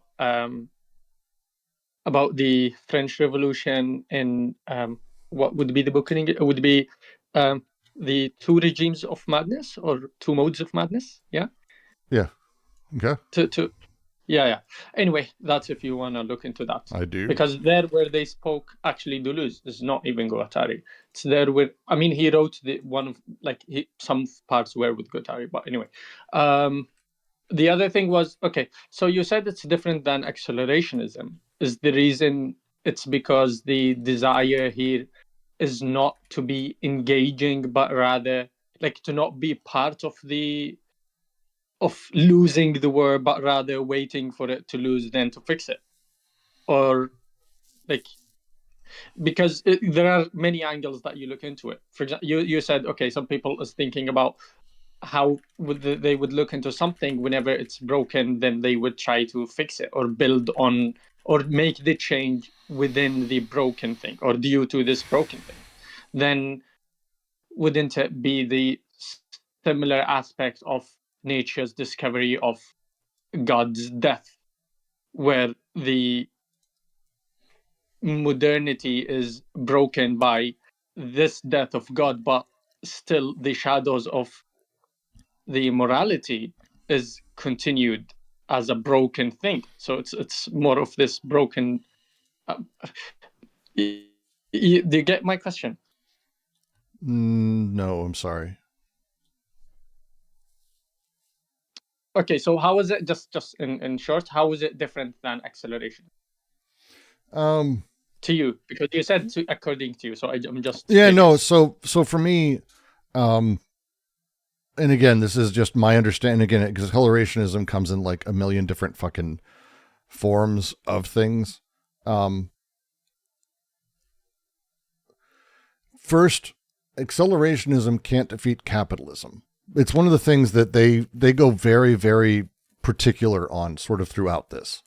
So then I have to go a little bit wider because we're talking about sort of why isn't it this larger system? The accelerationist hope is that the intensification of capitalism, like as a thing, begins to break as it is expanding its interior limits. But capitalism can't, that's not where it breaks. It doesn't break that way.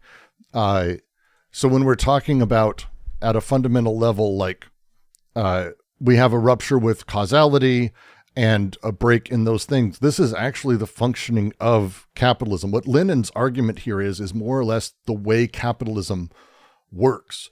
The breakdown of the old codes, the old meanings, and a rupture with the axiomatic itself that then creates revolutionary lines of flight that then are sort of acceded and recaptured. The thing I don't, when I read this, because they have the line, like in the previous paragraph, it's not enough to construct a new socialist body. One must also pass to the other side. It is not an acceleration in terms of like quantitative, like how you would, I don't understand how you would say it's faster, how it's accelerating, because this is not more capitalism. It's a fundamental shift to capitalism that changes what we're focused on rather than the aggregate crushing desire. It's desire in control of and mastering the aggregate. So it's not, it just isn't faster. Like the word acceleration doesn't work for me here fundamentally because of that. It's different in kind, not just faster.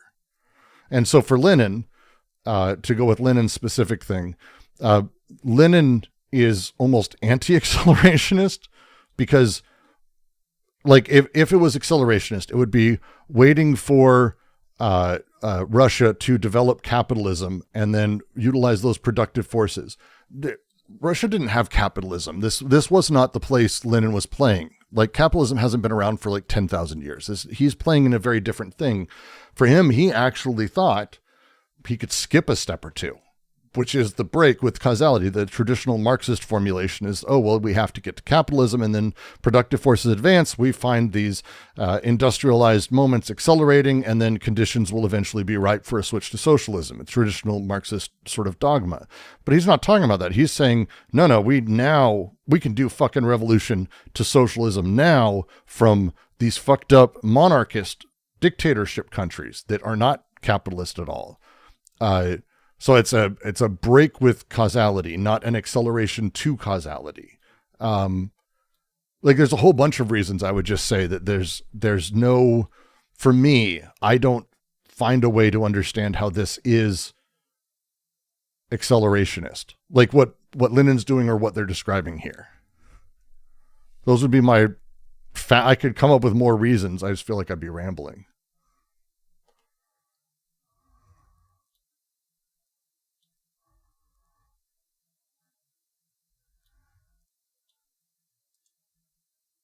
Yeah, okay, thanks. That's clear enough. Then just so okay, and what's your position on that exactly point? Because you didn't say your position. I mean, is it position on? Because like on what Lenin did or what Lenin thought? Oh, I mean, it turned out not to be like it didn't turn out great. But I think they're using it, and I think it's a more interesting use of it than I see mostly, where it's like, hey.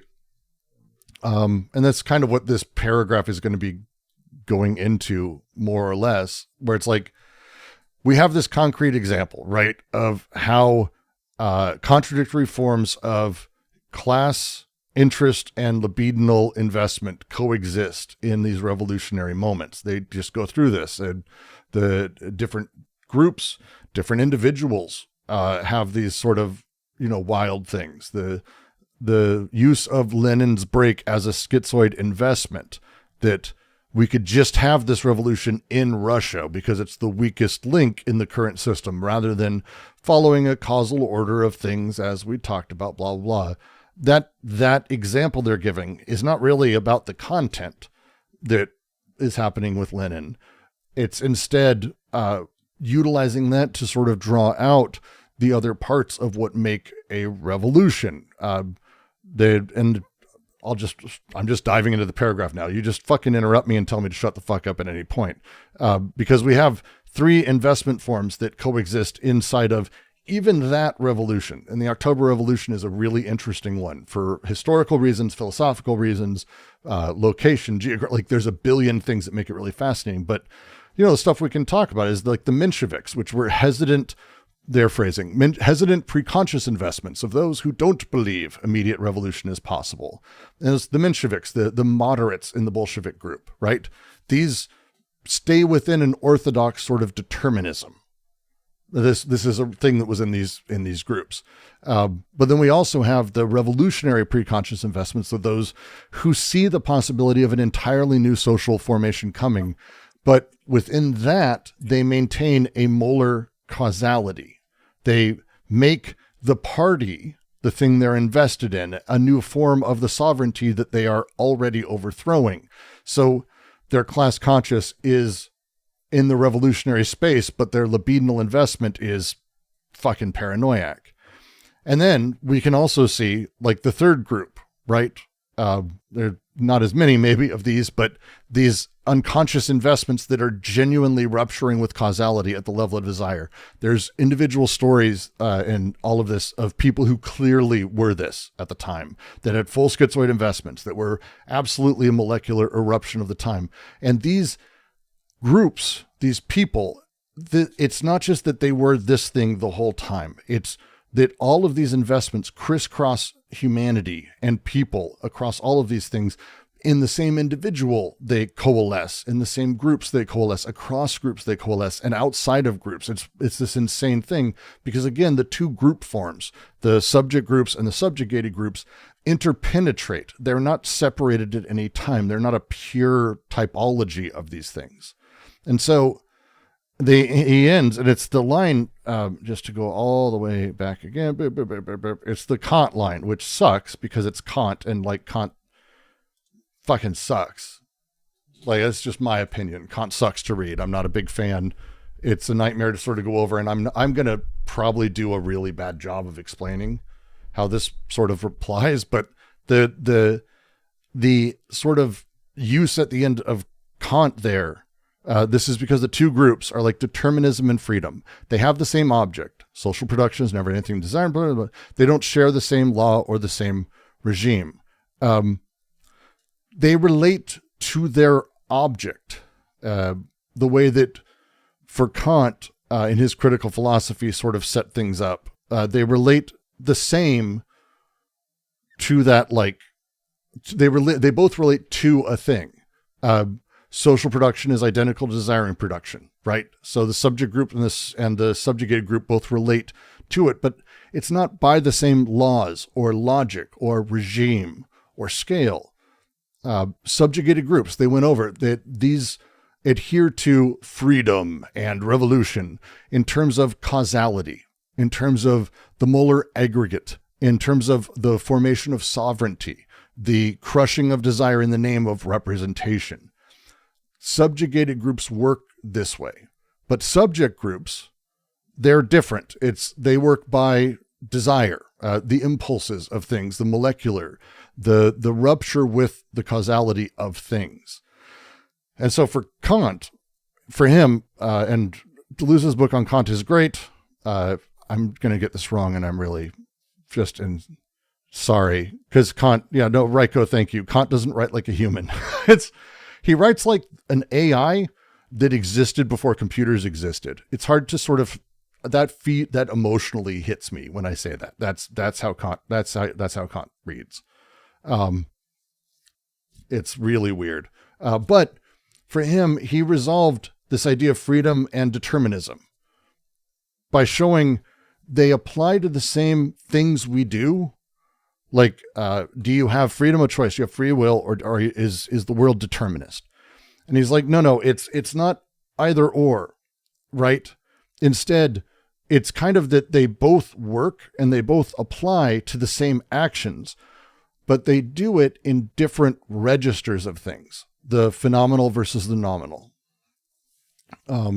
noumenal, whatever. I'm just sure someone's going to fucking correct me on YouTube.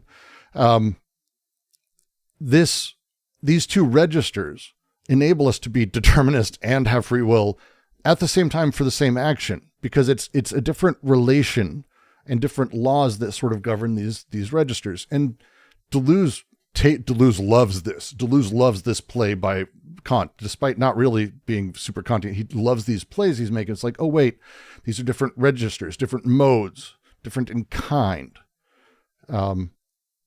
I'm sorry, Afnan. You can tell me where I'm wrong on this. And like, I'm simplifying it. And I know Deleuze is already fucking with Kant. And so my reading is not exactly great. So, but the point being that you can have this coexistence in the same way, the same social production, desiring production, the same social desiring production. Because remember, it's all of it at once, is organized simultaneously under a regime of causality and under a regime of the schizoid desire. Simultaneously. So revolutions, because of this, contain their own failure, right? Subject groups transform into subjugated groups, not because of an external betrayal. They were explicit about this, but because of the internal oscillation between those poles as the molecular rupture is ossified, recaptured by the molar causality, as the party becomes sovereign and takes that position, as revolutionary desire is subordinated. And so, as such, the play that they're making here is not necessarily saying, Lenin did X, Y, and Z great. It's much more what Lenin did by breaking is the point. And so when we talk about like, well, how does revolution come about? That's not the conversation to be had. It's finding eruptions, giving eruptions possibility space. This thing that they're playing with is an understanding that this is not aiming at, we just need to organize in a certain way. No. It's the understanding of getting back to the indices of desire. As Lenin, their reference here is because that's, if Zizek's 2017 book on Lenin goes deeply into how Lenin talked about the strains of the weakest link, the reason he went for, like, you want to talk about like the early 1900s industrial movement. It sucked in England. It sucked in America. It sucked a lot of places, but there's a unique suckiness about what was going on in Moscow and Russia. A very unique suckiness that was really pronounced and had a very particular set of things that Lenin was like, hey, here, we can just skip capitalism.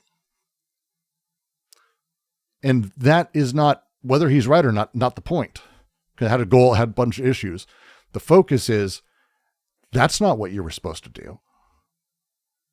So it was a revolutionary move that produced a revolution that also had within it reactionary, paranoiac investments, and within people, within groups in every way, and led to, again, the story of USSR from the beginning is fucking fascinating. And like the interpersonal politics, and Stalin, who's like one of the bastards of like history.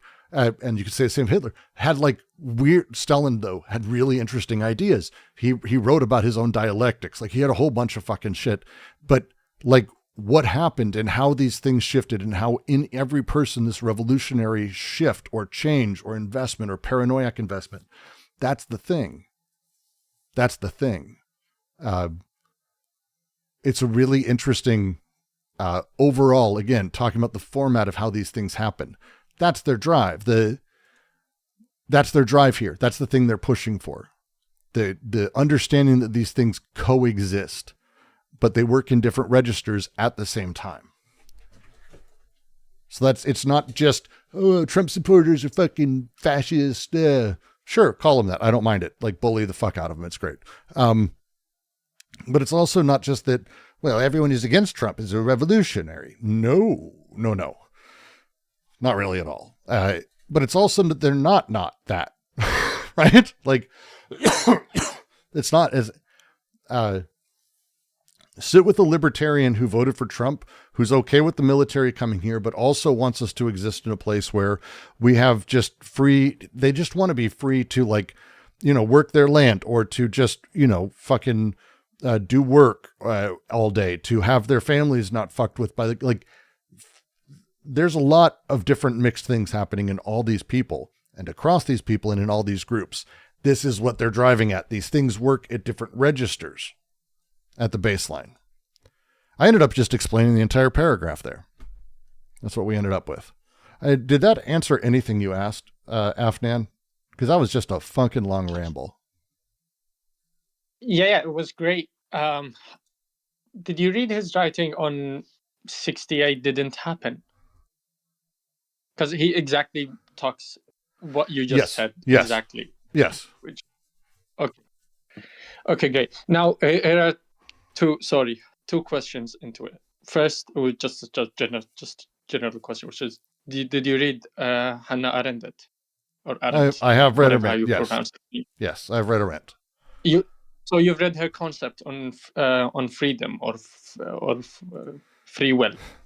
It has been a while, and I remember not being. I don't know the English word. Free will's fine. I did not find myself convinced by her writing, but I also don't really care for a lot of her writing. So, fair enough. Although she got it wrong, but anyway. Okay, so that's despite it. Then, okay, here, since we're in the topic, which is Lenin, and obviously Hegel's can be part of this conversation. Well, just really quick, I just want to know, what did you find? Like, why did you bring up Arendt's work on free will?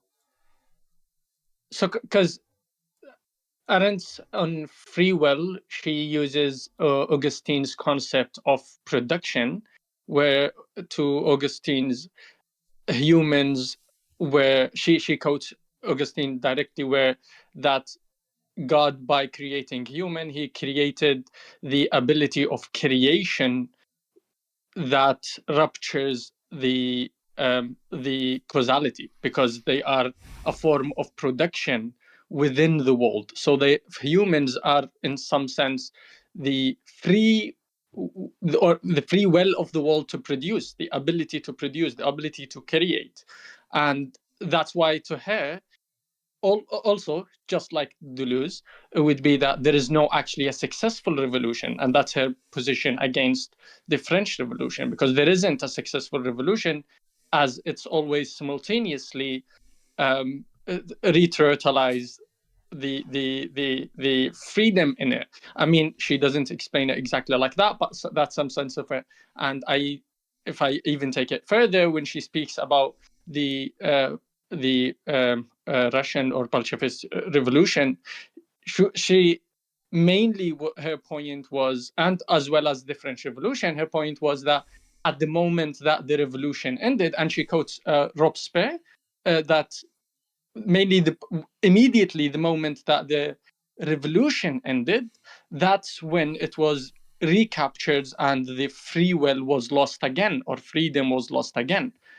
Because the revolution to her is a continuous process that never comes. It's something that is beyond or yet to come, just in a Nietzschean sense. So that's her point in some sense. So if you would put it, I'd love to use the example of the Iranian Revolution or the Arab Springs, for example, which is that immediately after people actually had this emotions, and this feeling of the need to change, that's when Iranians discovered that God is dead and that they need to take things by their own and start doing the changes. When they discovered the death of God, whether Iranians or Arabs, after they finished the revolution, after they took down the government, they immediately went back into forming a new government and continuing the same state, where they lost the freedom that they had when they were in the streets.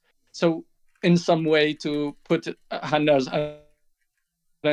point there, would be that they should have stayed on the streets and they should have never went back to their homes again, in some sense. That's why I brought her up. Doesn't make sense. Yeah.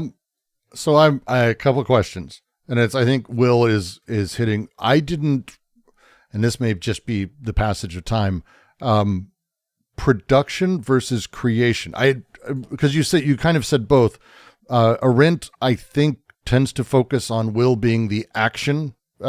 Freedom is when will is able to be acted, or some shit like that, where it's like, when I act and I do things, this is the only place I'm able to experience freedom, and this is where new things are created. Production of will, I'm hesitant. Like, again, it's been a while. If you have a reference, I'd love to read it, because I'm not sure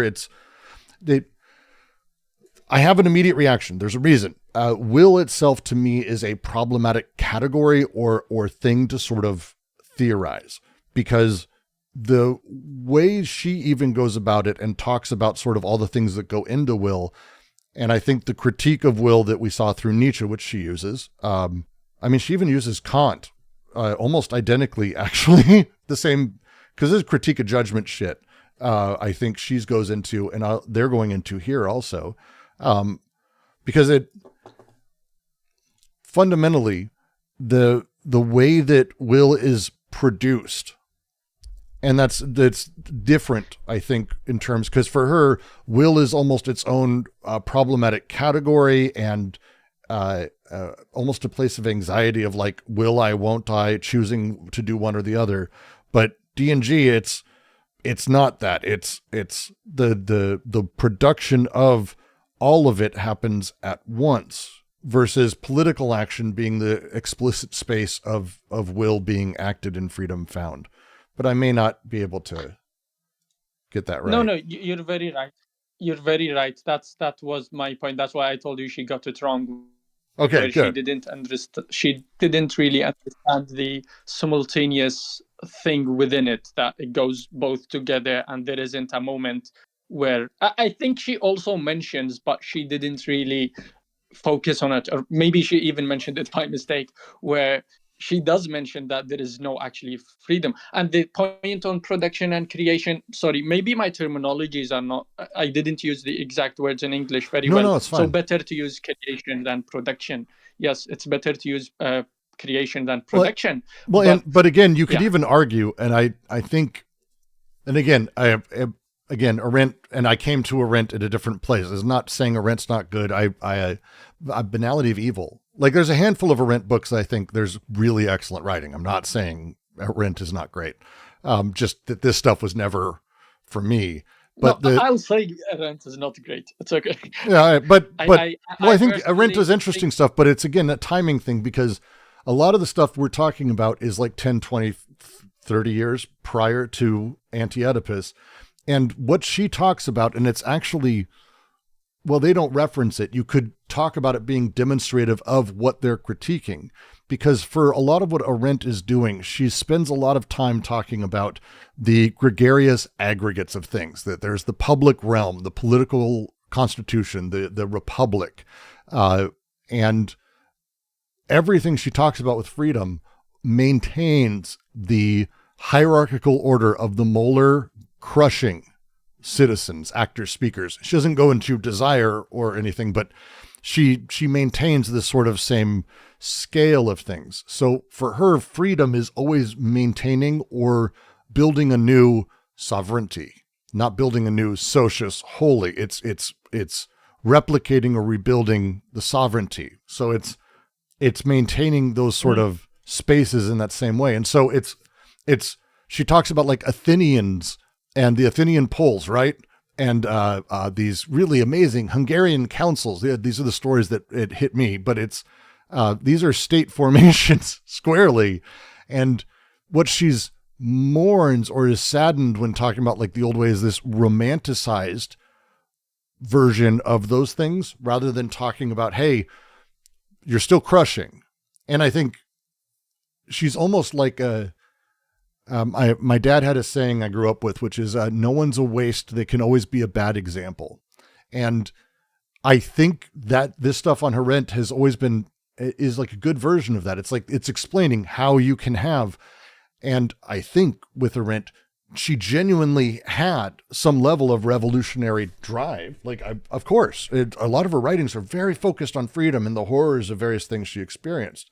And at the same time, she's clearly invested in particular sovereignty and the systems as they are, and how it works within her text. She could be like a case study for exactly what they're critiquing here and the problem with revolutions as they exist now.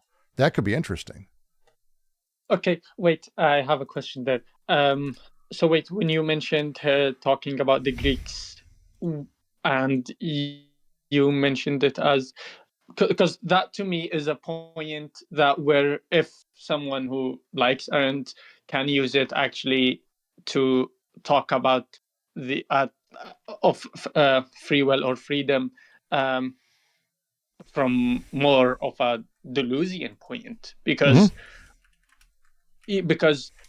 when she, for example, she uses about the I mean not the state, not the sovereignty, but rather the social, because when she speaks about, when she uses Aristotle, the Politique, the book, she exactly takes the quote where it's not a matter of action in the sense that there is a will that have an action of it, but rather that the Athenosphere is an it's like what's the word in English? It's like a theta, yeah, like a theta, where the movement within the social shows the form of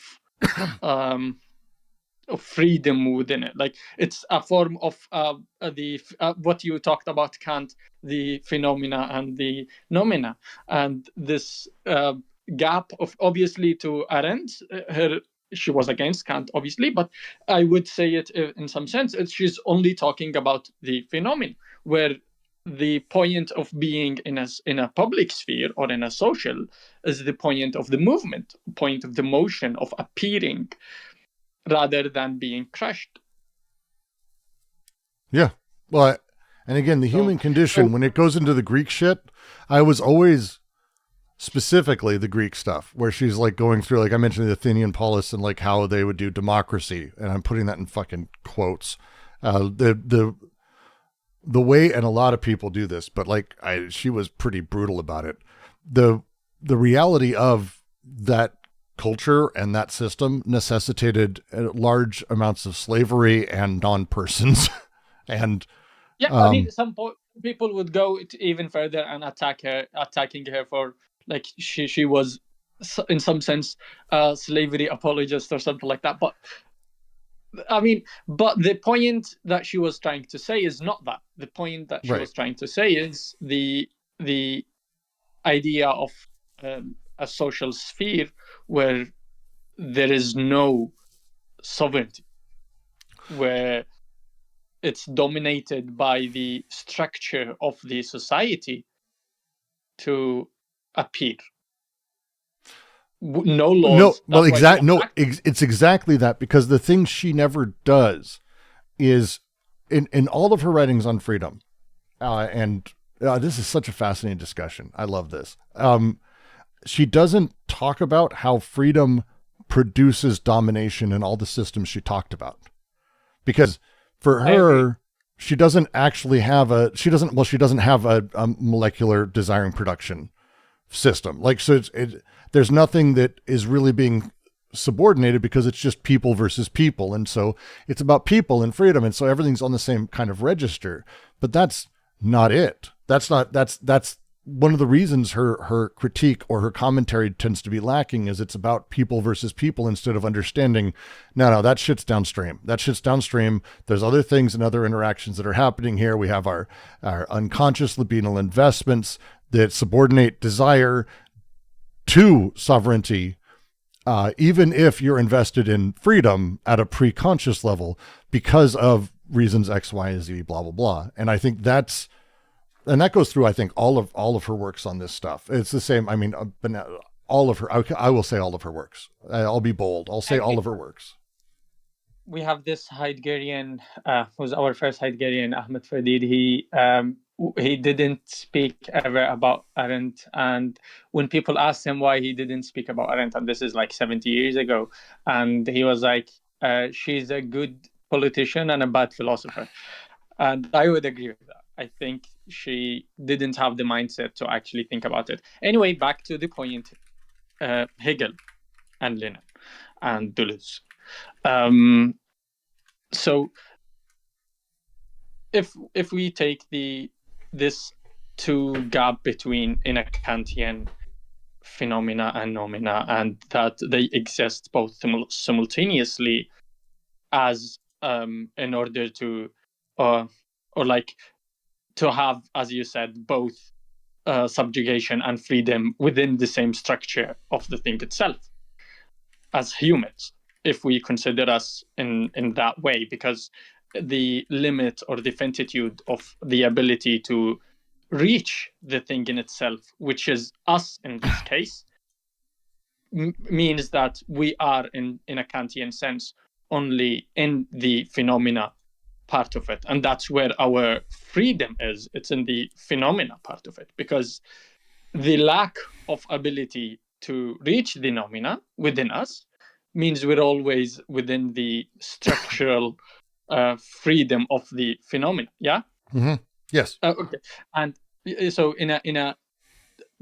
to me, if we continue that, we would take it into capitalism and the simultaneous, what you just explained, aspect of the revolution and the break.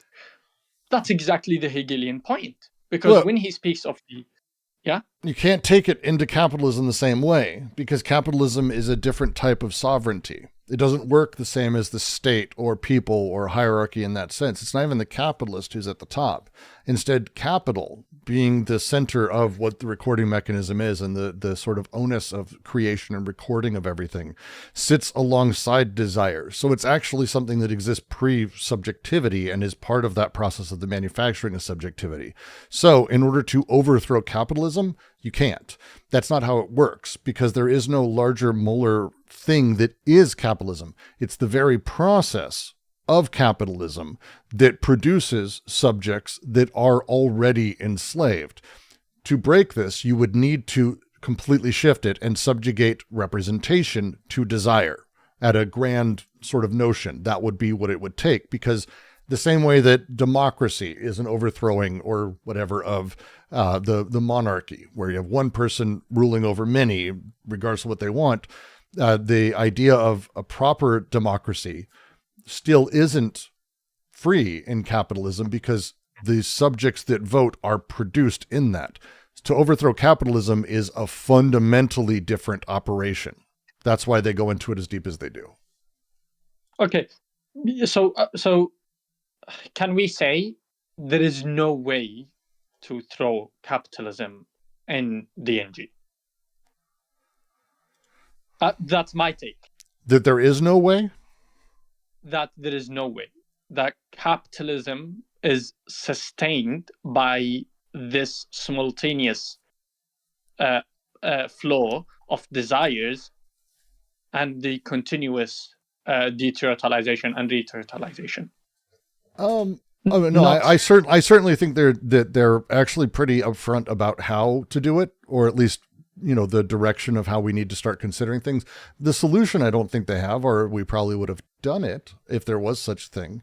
But I think they're very blunt that it's about subjugation, and the choice is, do we subjugate desire to representation, or is representation a tool desire utilizes?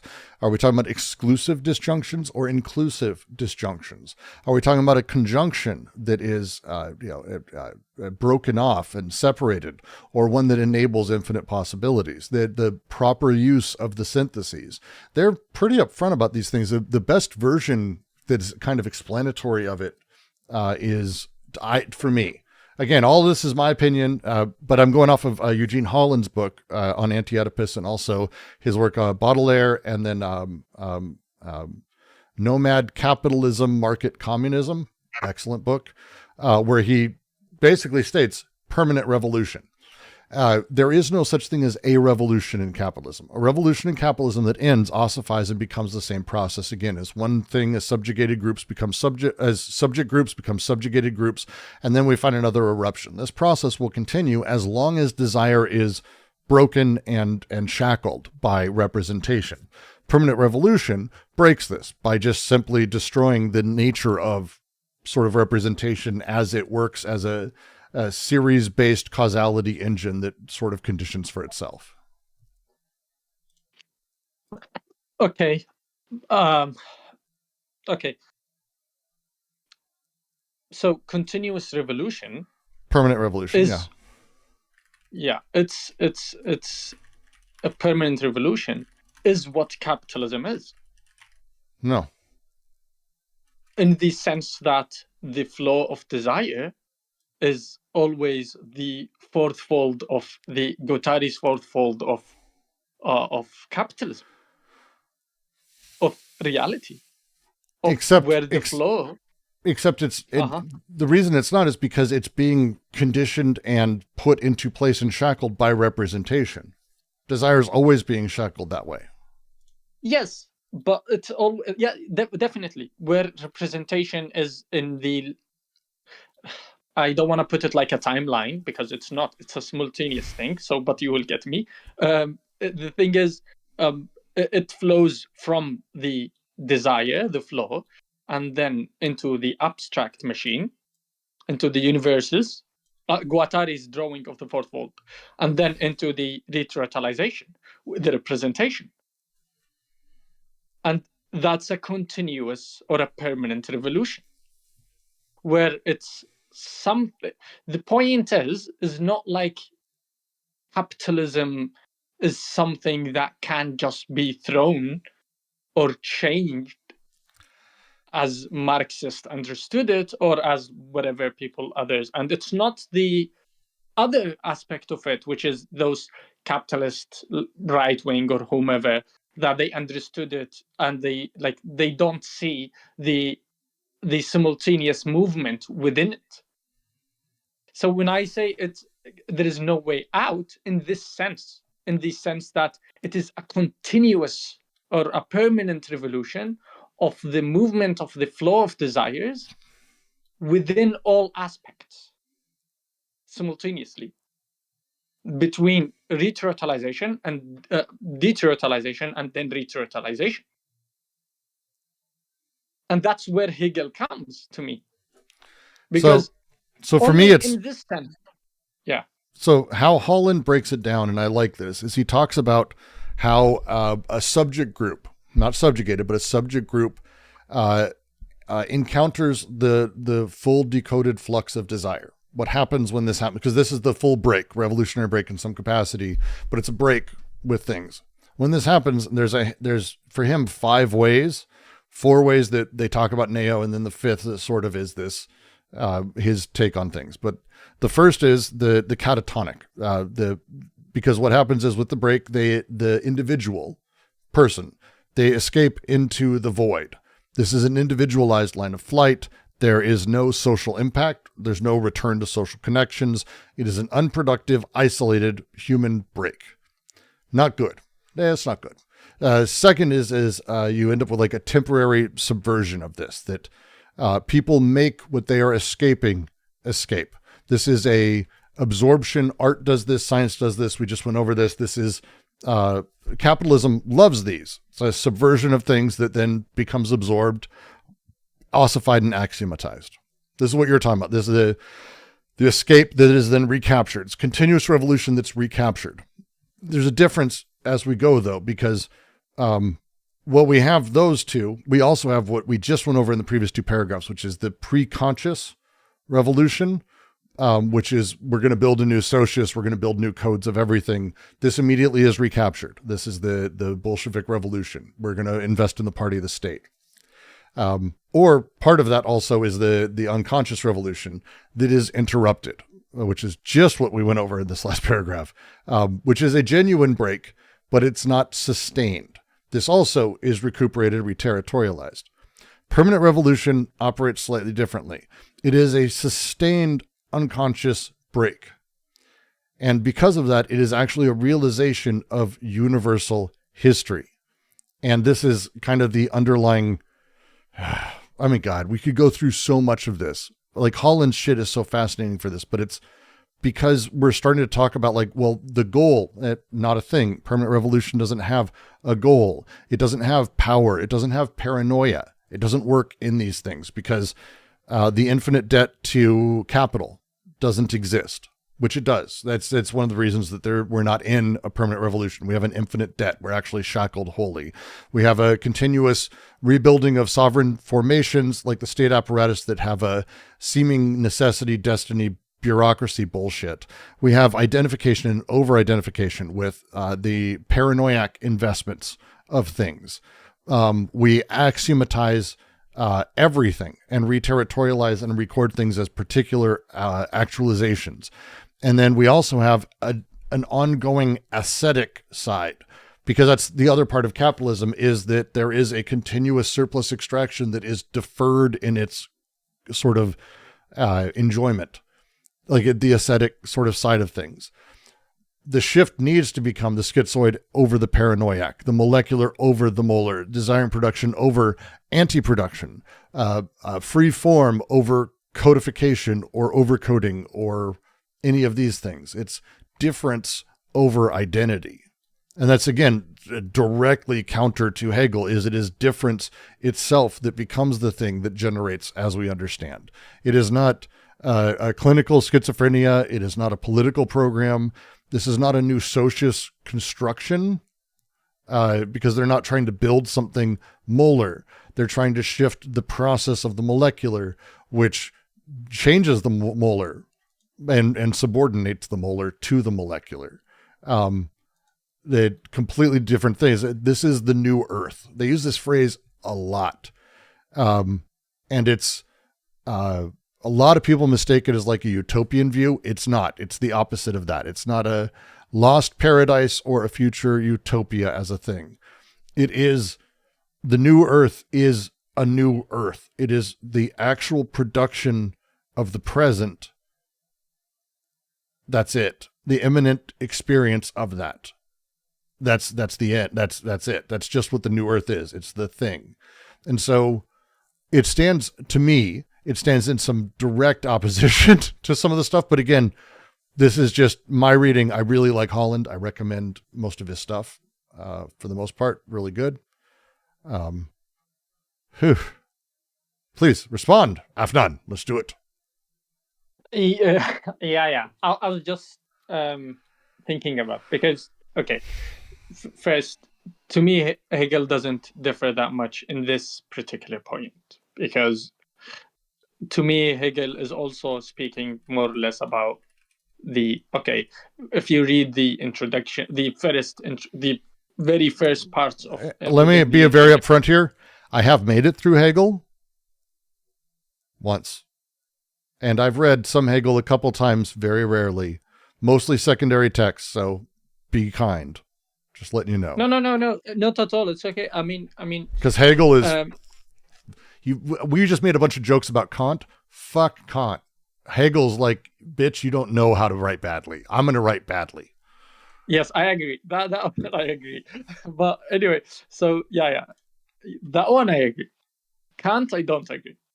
I was surprised that when like some people read Kant in English and I read with them, and I found it even easier to understand than in like it was translated horribly in my language.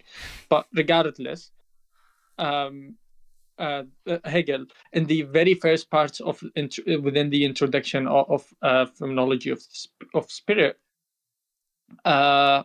he would actually talk about the spirit being this broken thing that yet continues. Like he exactly says that the spirit, every bone in the spirit is broken, and the spirit acknowledges that. It comes within the conscious of the spirit, and obviously the conscious of the spirit is not a conscious of the being in a small b, not the capital B, but rather the small b. It's the conscious of the lack and of this paradoxal simultaneous relation within it, where things are deteriotalized and reteriotalized. And that's to me why I said there is no way out of capitalism. Or better, I wouldn't say capitalism. Let's use Hegelian words, and then it would be modernity. There is no way out of modernity, because modernity is the moment that is already within paradox itself. It is sustained by the inconsistency of it, by the not the inconsistency. It is the plane of consistency anyway, due to the lack of stability within it. That is how it is stable, actually. This lack of stability. Do you agree with that in Hegel? And if not, then from what I know of Hegel, generally I'm not like disagreeing with this. Like again, but I'm also really stupid, so entirely possible. But these are also things like this is stuff that like Marx directly talked against. Like, so one of the things that the universal history that is being pushed here when we're talking about it, and it's the reason that I think we can move beyond it. Again, what that is and what beyond it means, I think, is an interesting discussion in and of itself. It's why ATP is written the way it is, I think. When we talk about, especially with Hegel, there's an order to things. There is an order to things that is teleologically accurate. Is that fair? Like there is a structure that drives things, right? No, my point is exactly not that.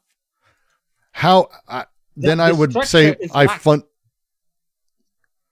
okay, no, the structure is not okay. The process of things is moving. Structure, it's like something that is form, that there is a form of right. it.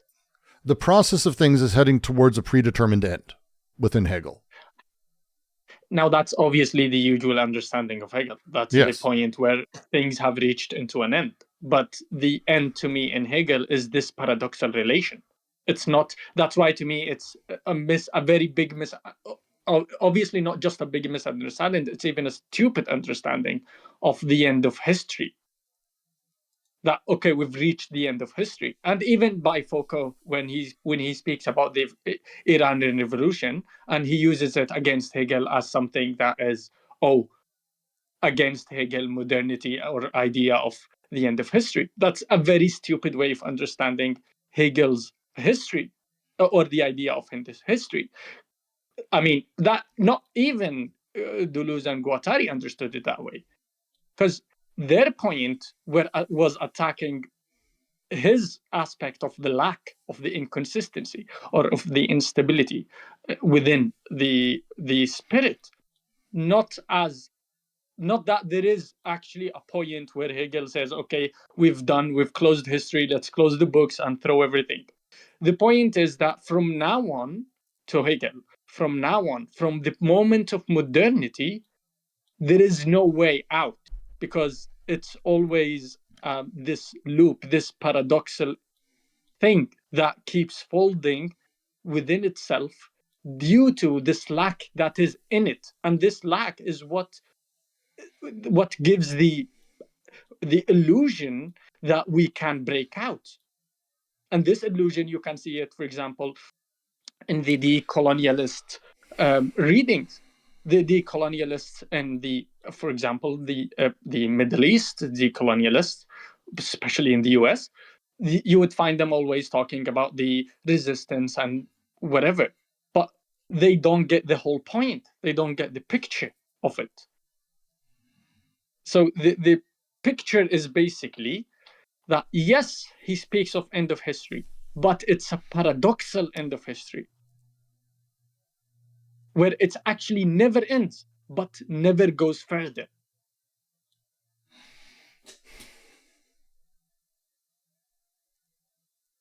Are you with me? It's to say another way about the end of history. I was just searching around, maybe in a little book we're reading.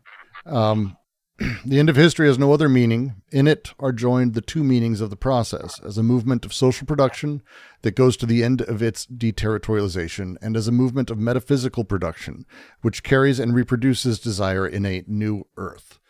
This is not the termination of history. This is a universal history that then emerges. This is the revealing of the common essence that capitalism has sort of made available. The end for them is the point where self-critique, auto-critique, the process itself is possible. It's not a completion of a process. It's the actual opening up of a process onto permanent revolution.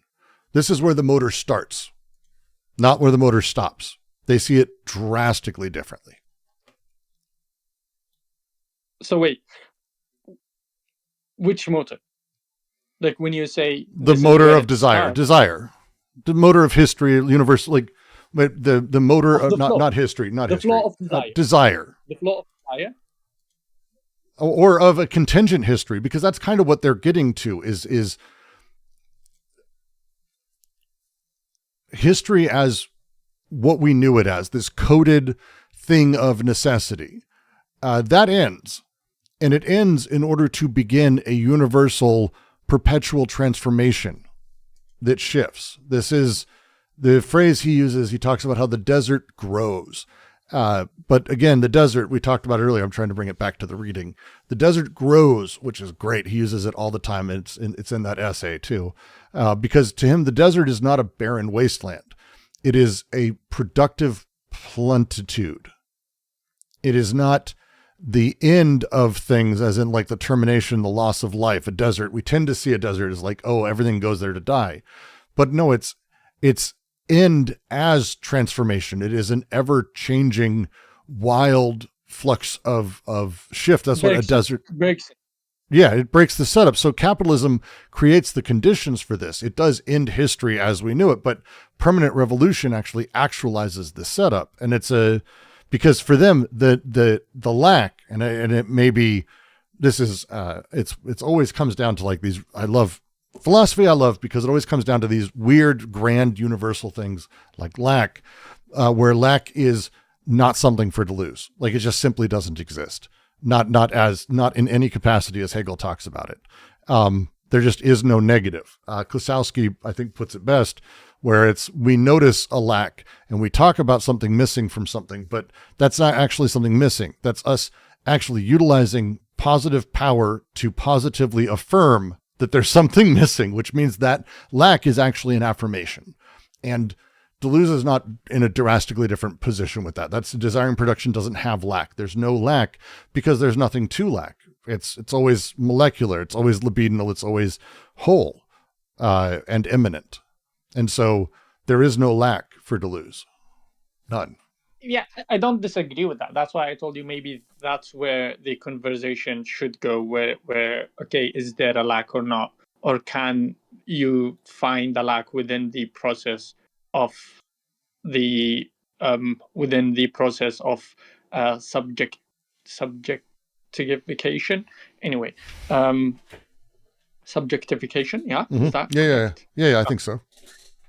But well, maybe. I mean, yeah, I'm going to say yes, just because it's probably easier to just see where it goes. Yeah. I might not use the word correctly, but anyway. So yeah, that's why. But okay, let's take a step back. Let's go back to your idea of the Kantian phenomena and noumena, and that due to that we have this simultaneous thing that continues within the thing in itself, and that's as a paradoxal relation. Isn't it? I mean, paradoxal not in the meaning that, oh, it doesn't go together, that's paradoxal, irrational. No, paradoxal that actually how it exists, that's how the thing in itself functions. Yeah, but paradoxes are part and parcel of like Deleuze's entire ontology. They're part of the sort of proof mechanism for how he sees the world. Exactly. So that's how actually things function within this paradoxal difference. Yeah? Difference. Yeah. Yes. I think so. Yes. Sorry, we're talking about like some heady fucking shit right now, and I'm trying to make sure we keep going along because I don't want to slow you down. So to me, there is this point where it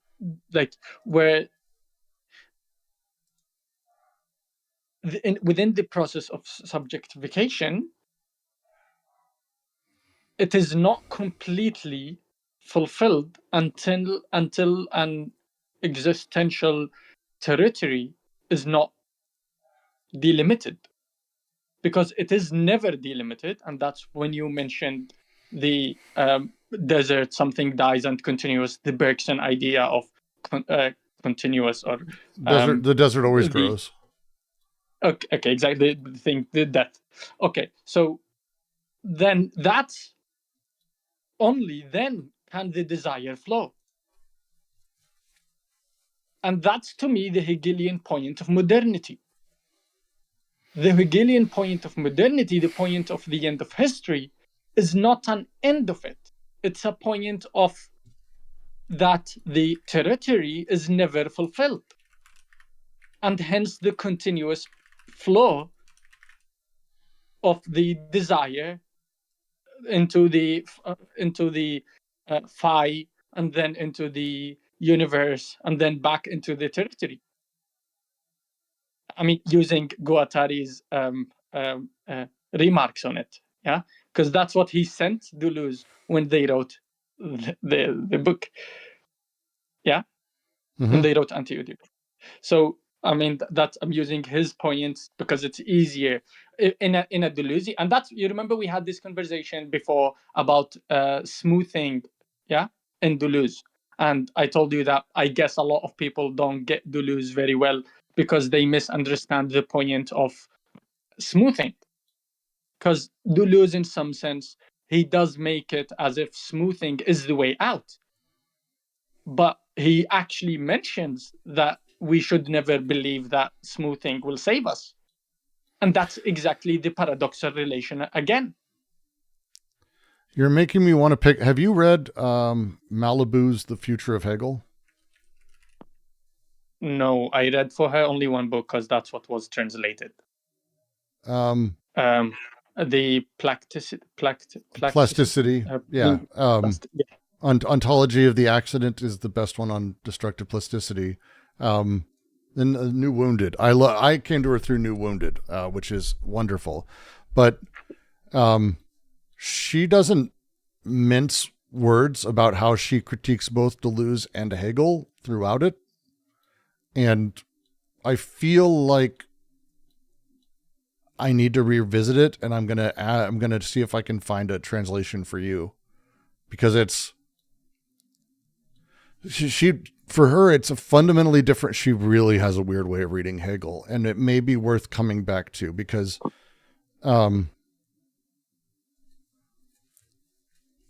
I've been reading a lot more Lapajade, and he has this phrasing that he says it's wrong to say that Deleuze's project is anti-dialectical on the pretext that rejects mediation. On the contrary, it's because it short-circuits mediations between sensible and the idea that its project is properly dialectical. But the dialectical is not Hegelian, it's instead a Platonic Kantian dialectical, which is weird, granted, but it plays differently. And so because she runs that direction, she starts playing in the way of, oh, well, what if the virtual, the ideas, the things within the virtual actually have organization? What if actually, she has radical readings, and they're really fucking complicated, and it's kind of a lot. But what if it's actually the chaosmosis is not pure chaos? What if those differential relations that exist there, what if it happens there? What if the singularities actually have relationships? What if virtual ideas have organization? And at the same time, like she does, which is a wild read, flatly, Malibu then runs right at fucking Hegel, and basically wants to really, I don't know, shift away from this idea of Hegel being deterministic. And this goes into her writings on plasticity, because for her, as she reads Hegel, the negative is not a logical element. It's not that. It's a creative element, that these things are transformation, not preservation, that time is plastic. This is why she's big on plasticity, and her writings are so fascinating. Because it's not about a linear progression. That's the mistake she thinks people are making. That instead, the plasticity of things, again, from all her writings, shocking, I know, but that spirit isn't this absolute single, but spirit is the self-transforming substance. So exactly that point. That's why this is why I'm connecting it, because it sounds like this is why I'm like, I need to go back and reread this, because it's she really hates Hegel readers, basically. That it's not mechanical. There's no predetermined end.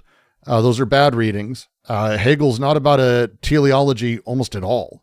And that he's actually doing something drastically different.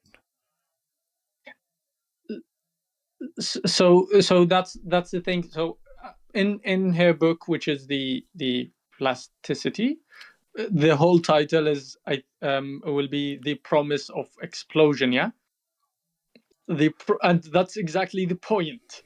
Yes. It's a promise, and that's the Hegelian end of history.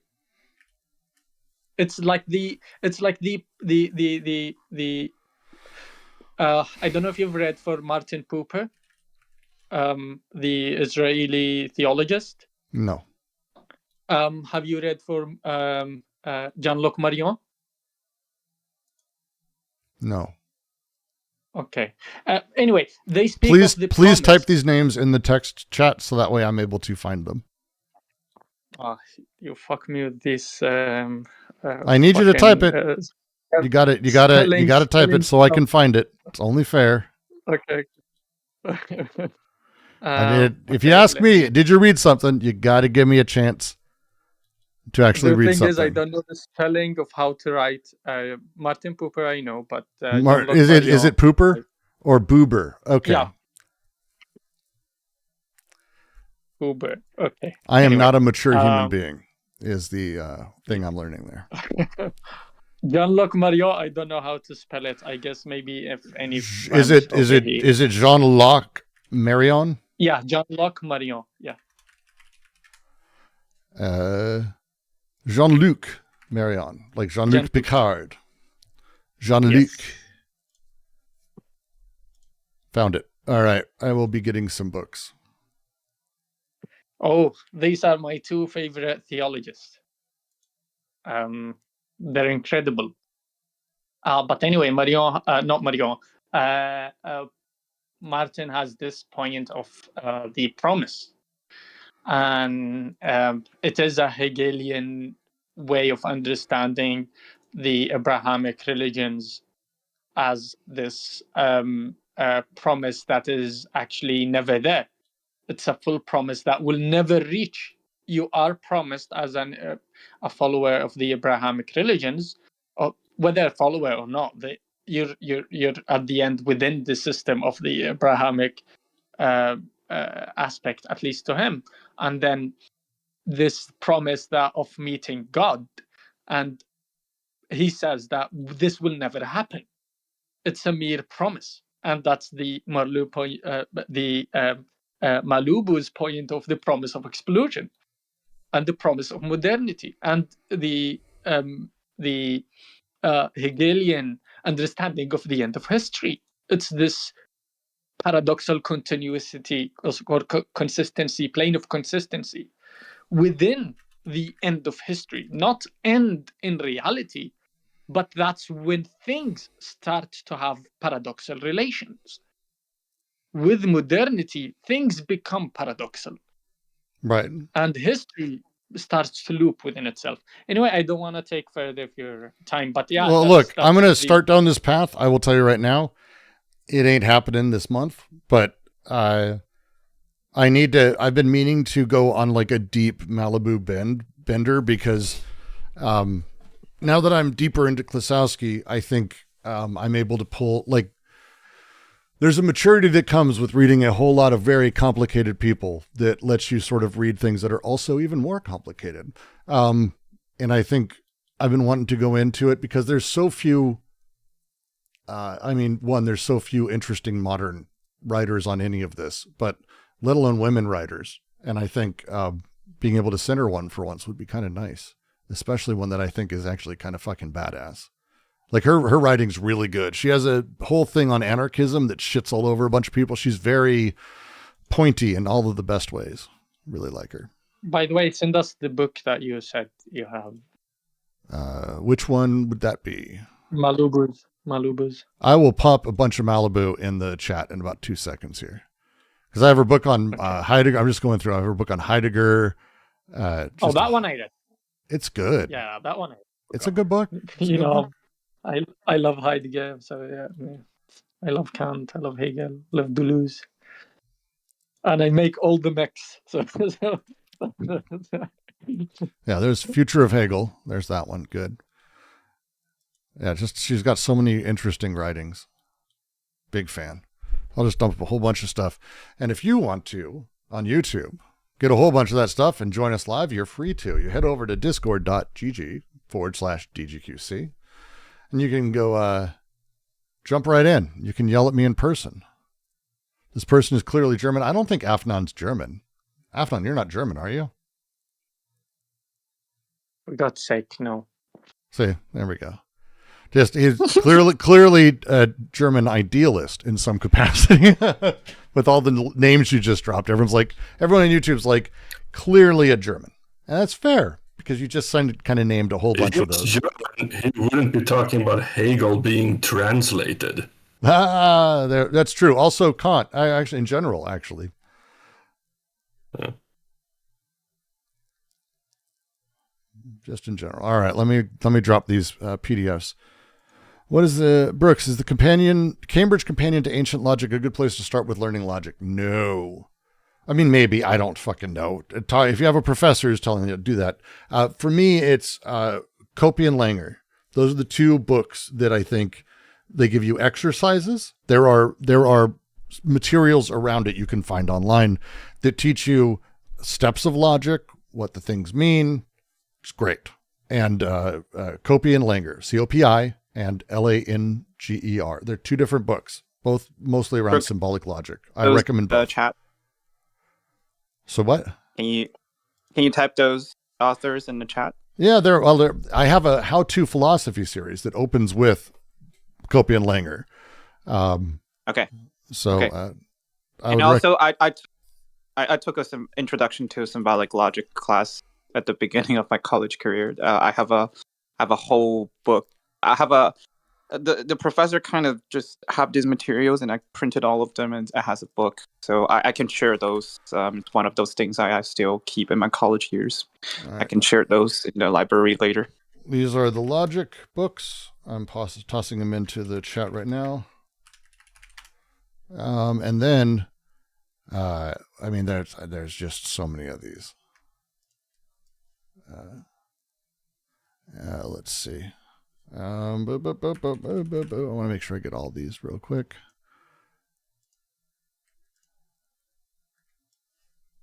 By the way, have you read Aristotle's book on the soul?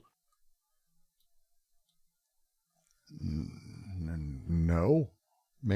No, not off the top of my head, no. I would recommend it. You would find it very interesting. Who? I believe. I found it. No. What's the author? Aristotle's book, which is on the soul. On the soul. On the soul, yeah. Aristotle. Oh, Aristotle. No, I haven't read a lot of Aristotle. I read Aristotle, a lot of it, years and years ago, and it has not been a thing I've gone back to. And it won't be a thing I get back to now. Just letting you know. You can explain to me at some point. I now have too many things to read. I'm back in that stage of too many things. I'm making my way through Sayers, still getting that next video in the How to Philosophy series going. And then I've got an entire dive I'm wanting to do into Sierra Crimmins' work in queer and trans theory, because it's my favorite queer and trans theory, because it's universal, which is amazing. And not a thing you commonly see. Mostly these things tend to be very focused on minoritarian voices or identity position or other things. This is a universal position, and it's really interesting. I'm a big fan of Sierra's work. But then I've got a Klosowski reading. 2 Klosowski readings. I've got so much shit. And now I've got a bunch of Malibu. Because why not go back and reread some Hegel? What the fuck's wrong with me? But so probably the book you sent, which is on the intelligence. Yeah. Okay, this one I remember. We have it, so no need for the English version. Thank you. Good. Take it, disseminate it, send it out. But we're going to hang out for a few more minutes. I want to go through, just because we're right here. I want to watch, and I'll switch over the stream in the Discord as well. Because I said we'd go over it. The Necessary Conversation podcast. Scene is going to be a YouTube pop, and it should pop there. Good. This is I mentioned that this is like a perverse nightmare thing, and it is fucking awful. This is awful. I used to love this, and then now it's like, it just hurts me, like, to watch as a thing, because, I mean, you'll see. Let me get the YouTubes up. This just breaks my brain. There it is. So, we'll watch the beginning of this, because I think it's worthwhile. As we do this, the thing to be focusing on, and the thing to be sort of considering, and I think it's an important thing to be considering, is, let me see, is that chat? There's chat. Hi, chat, how you doing? When we talk about the way that people find justification, or how they reinforce their beliefs despite it being absolutely the opposite. All right, 1 second. I'm going to put more books in there. Let's see. Ciara Kremen, who, if you've ever seen the book, I think most people in our community have run across How to Make Video Games with Deleuze and Guattari, written by Colin Kremen, which is now the dead name of Ciara, although Ciara transitioned but also doesn't care and is fascinating on this shit. That's Ciara Kremen, C-I-A-R-A, Colin. Like, literally, if you want to search on a lot of things, it's easier just to search Ciara Colin Kremen. And I feel bad about that, but I don't know if I should, and whatever. Ciara Kremen. And these are Ciara's books. My favorite that, like, turned a corner for me on a lot of these things is Man-Made Woman. That explicitly talks about the nature of masculinity as not just a capitalist intervention, but as necessary for capitalism. As she says, the first thing you teach a young man to be a man is to not be a woman. It's very much like a universalist project. I really like it. But we're going to watch a little bit of this. Well, actually, I'm just going to turn off my camera here in Discord, and we're just going to share the screen because I think the audio won't work otherwise. In the aftermath of the 2024 election, America is even more divided than before. If you're in Discord, you're going to have to click watch stream probably. Or half the country fears the end of democracy and the other half welcomes it. As America inches toward the brink of authoritarian rule, now more than ever, we must force ourselves to have the necessary conversation. Welcome to the Necessary Conversation. I'm Chad Kulchin. We are here in person for the first episode that we've ever done like this. I don't know if it's going to go well. Technically, I don't know if it's going to go well. And I'll give the game away. These two, center left, leftish, nothing's playing. It's streaming. I'm literally watching it stream. Or if it'll go at all. But we're going to do this. Mm-hmm. Mom, do you want to start the show with ditties? I was not prepared. Okay. I have no ditties. All right. I guess we're going straight to the... And the mom and dad are hardline mega. Hardline. Viewer question. Are you ready? I'm ready. All right. I have it here. You can see it if you like. Oh, interesting. Hi, Kulchin family. My name is Sarah. I'm a 23-year-old leftist in the red state of Indiana. I am a licensed social worker, and I just started listening to your guys' show about 2 months ago, and since then I've been listening to your beginning episodes from the Biden era and catching up on episodes from this year, And my question is for everybody.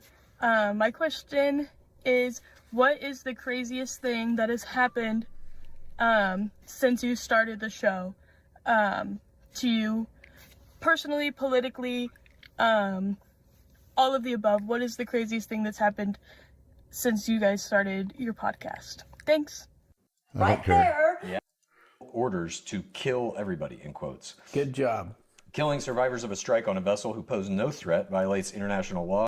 I skipped ahead. If you didn't know, Pete Hegseth and a bunch of psychotics not only are doing illegal bombings of boats off the coast of Venezuela because they're just trying to start a war with Venezuela, but they actually struck the damaged vessel and people clinging to wreckage, murdering helpless people, which is like literally against everything they're supposed to be doing. And it's insane, with a line of kill them all was apparently what he yelled. And enjoy. This is horrifying. And this scenario is literally used as an example in the U.S. Law of War Manual as something never to be done. Many legal scholars believe this is a war crime. Congressman Jim Himes saw a video of the incident and reported that it was one of the most troubling things he's seen in all of his years of public service. Some legislators are pushing for a public release of the video, and there are even some Republicans who support the idea of a full investigation into the matter. Dad. Yeah. Is it okay to use the military to kill people who pose no threat? 100%. And those two people posed a threat. What was the threat? Hanging on the side of a boat? Nope, they were bringing in lethal drugs to the United States of America that could kill people. And so... Yeah, Rudd is posting, I'm just going to say it, because it's literally in the Law of War Manual. Just to read from it, section 18.3, 2.1. For example, orders to fire upon the shipwrecked would be clearly illegal. Similarly, orders to kill defenseless persons who have submitted to an under effect of physical control would also be clearly illegal. It's literally the thing they say is clearly an illegal order. It's monstrous and evil. And anyone who backs it is a piece of human garbage. Like flatly. But watch how the garbage forms. They are the enemy. And they are not civilians. No proof of that. They're dead. Beyond no proof of it, the boat was destroyed. I don't care. The drugs are gone. That's all right. But they need to go too. So they'll be driving another boat next week. But we're at war with Venezuela, if you haven't figured that out. No, we're not. Oh, yes, we are. With that drugs. Been declared. With we drugs. We are at war coming into with our Venezuela. country on those boats. We are at war with Venezuela. Those if boats. you don't believe that, you need to go get another job. Get another job. Those boats did not have fishing people on them. Yeah, they did. They were not having didn't. party. Yes, they did. No. There has been a report that one of the men that was who fucking wrote that murdered, report? CNN? his wife came forward and said, my husband was a fisherman. Oh, sure he was. Then he shouldn't have been on the drug boat. And that woman probably... You don't know that it's a fucking drug that boat. That woman probably had a Venezuelan gun pointed at her You back. don't know it was a drug boat. Yeah, They're drug boats. No, you don't. Let's say that it is. I don't care if it is. Let's say, huh? We're at war with Venezuela. You don't care if it's a drug boat? No. So it could have been fishermen that were killing, and you're fine with that? No, it was a drug boat, and that's why they were If they're blown from up. Venezuela, they aren't fishermen. What? So every Venezuelan citizen you believe is a drug dealer? That's out in that ocean? You bet your ass I do. Okay. Okay. So my next question then is this. Let's assume they are drug boats. These people are trafficking drugs in the United States. Mm-hmm. People who sell drugs in the U.S. do not get the death penalty. They go to court. If they're found guilty, they get some kind of sentence in prison. These people are being killed with no due process. Do you know the difference? Okay. You don't know the difference, do you? No, I don't. Tell me the difference. People taking drugs in the United States of America are doing it on their own accord. These people are dragging that shit in here, and there's a whole lot of stuff that gets through the cracks that people don't intend to take, but they get stuck with it and they die anyway. Could have easily... So, again, horrifying human beings. And the podcast is basically at this point, these two kids realizing that their mother's a lost cause. Because that's what it is. The whole thing is about how, oh, we're going to save mom. We're going to save mom. They're not going to save mom. Mom's a horrifying piece of shit. She's just basically taking the position of modifying dad. It's really wild. But like the thing that's happening that you're watching is the justifications continue to pile. It's not about the rational or anything else. The building of the delirium, and it's happening on their side, these two, our side, everyone's side, is the function of the flux and the differential between the two poles and the actual investments of where one sees oneself. This happens then through that, the rest of these things come out. And you can see it in the dad as he's doing it. It's incredible. It's incredible. Easily just detain those people hanging on the side of the boat. How are you going to stop a speeding drug boat with how many motors are on those things? They blew the boat up. There were two people clinging to the burning wreckage in the middle of the ocean. They should have shot them. Okay, here's what the Admiral Bradley, he was like the head guy in charge of all this or whatever, behind closed-door briefings to lawmakers on December 4th about the strike. He defended the second strike at sea. The one that reported targeted survivors from a first strike stated there was no explicit kill-all order from any civilian leadership at all, and that is not true. He said that behind closed doors to our lawmakers. So he's upholding it. Yeah, of course. He wants to keep his job, probably. That doesn't mean it's right.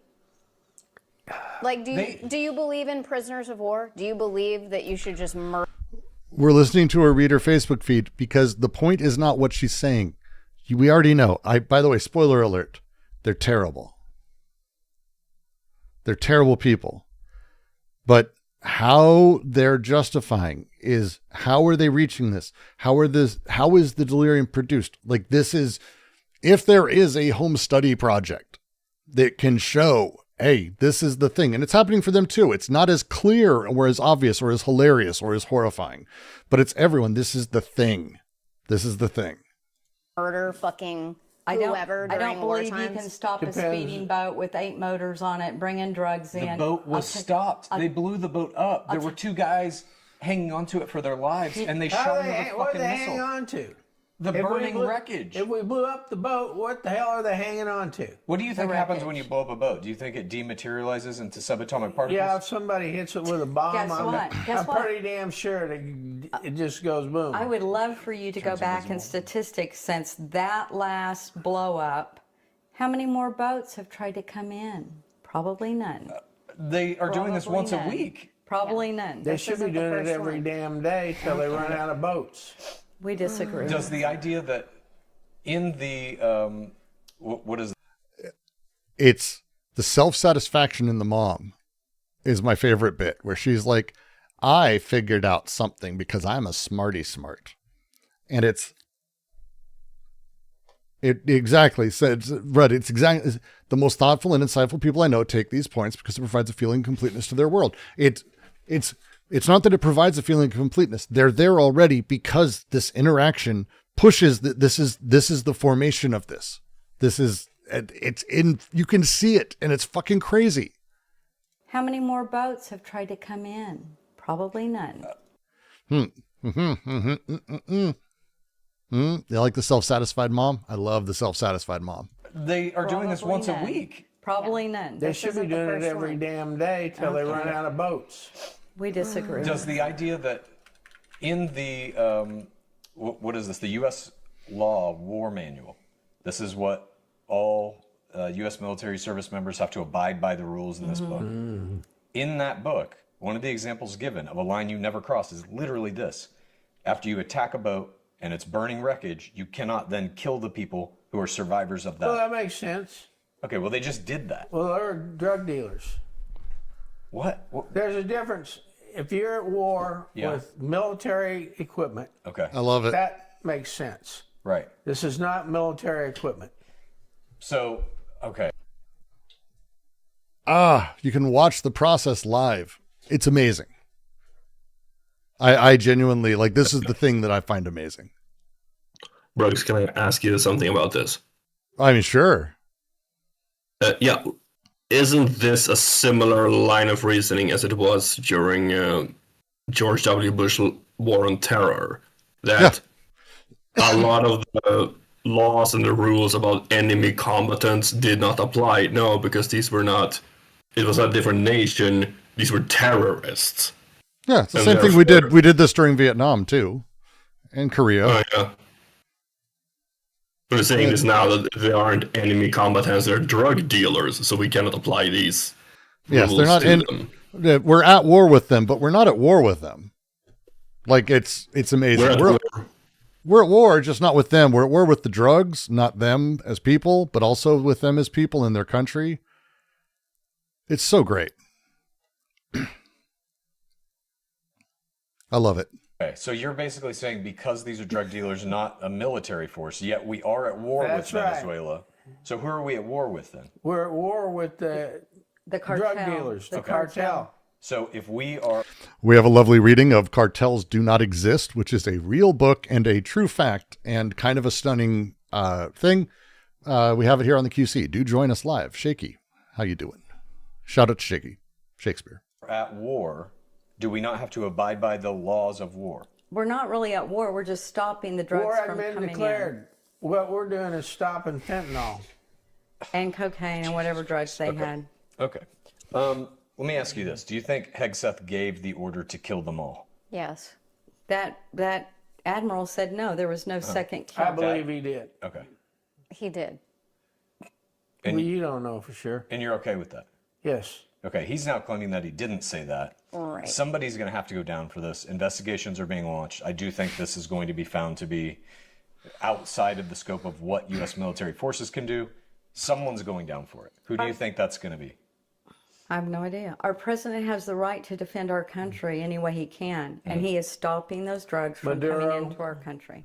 But would there have been any harm in just capturing these guys, questioning them, putting them in prison? They might have had a gun and blew our guys away. They're hanging off the side of a fucking plank. Again, of they boat. might have had a gun and blew us Good. away. We have the most elite soldiers in the world. Also, poor drug mules from Venezuela might get the drop on them. If you bring legal drugs across... So this is like You're Rambo shit. You just see movies when you see this. No. You're like, nope, No. they've got grenades. I see a president that we finally have that's stopping this shit coming into Got some America, nads. and I love him. And I then love letting him. a drug kingpin out of prison. That we still don't understand. I've talked about that. Well, we're starting to understand it more. There is a community in Honduras that is essentially owned and operated by all the tech billionaires. Mm-hmm. And it's looking very much like letting this guy out of the prison is somehow involved with that. But Dad wasn't. Dad didn't know about it. He wasn't on the. Yeah, they have the left and right channels. He assigned the mics. He fucked up. You can tell he fucked up because the mom's mic is in the right channel. The sister's is in the left. He meant to do sister and him on the right, and it just didn't work. He got him backwards. It happens. It's hard to coordinate those things. The last episode. Okay. You do know about that, No. right? The Trump Honduras pardoned the guy. guy Yes. who's brought in more drugs than anybody in And they're any going of to these pardon boats. him. They did. They already did. Yeah. Okay. He's free now. Okay. What is your take on that? He's not Venezuelan. Oh my God. Okay. But you can't... But this is the war on drugs. I'm at war with Venezuela. Venezuela's 99% of every damn problem we got. I thought it was China. No. China was. So China's okay now? No, China gives it to them, but the drug cartels distribute it. That is You're true. saying China is making the drugs, Yes. Yes. That go then on. giving them to Venezuela, Yes. and Venezuela Yes. is then... You finally got it. Venezuela is using the most efficient way possible to get the drugs into the United States, That which is is true. one Finally speedboat get at a it. time. You finally get it. You get it. Okay. That is true. Fantastic. Well, speaking yeah. of Okay. Donald Trump, let's move on to our second topic here. Dozy Dawn.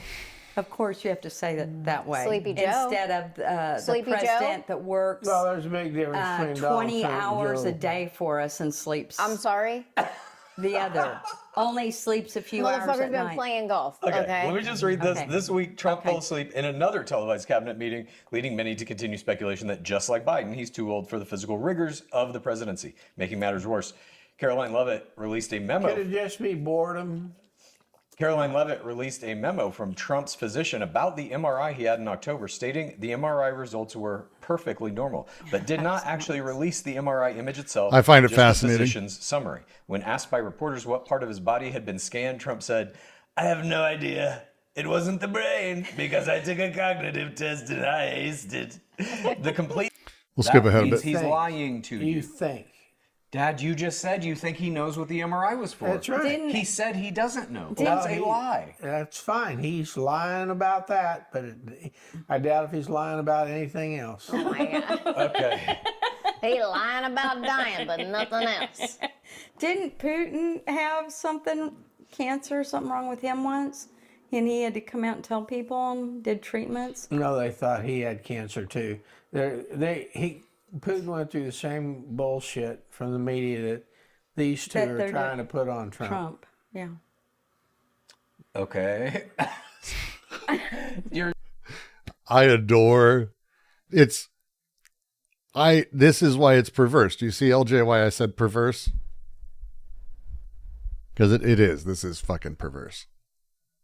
I might have read a little bit too much the structuralist side. I'm not quite ringing a bell why this is perverse, but I'll check on some more books. Yeah. You're now sympathizing with Putin because of some. Well, I've been a backer of Russia the whole damn time. Oh my gosh. Why is that? Zelensky is a fucking jackass stealing our money left and right, and there's no fucking way he's going to win that war. Okay. So why should we spend one fucking ounce of time and billions of fucking dollars propping this pile of shit up when what we ought to be doing is giving everything that the Russians have taken so far, just give it to them. Okay. And the war would be over. Well, that's what he's trying to do. Yes. But it's not really working. Let's move. Well, it's going to work. Okay, move on.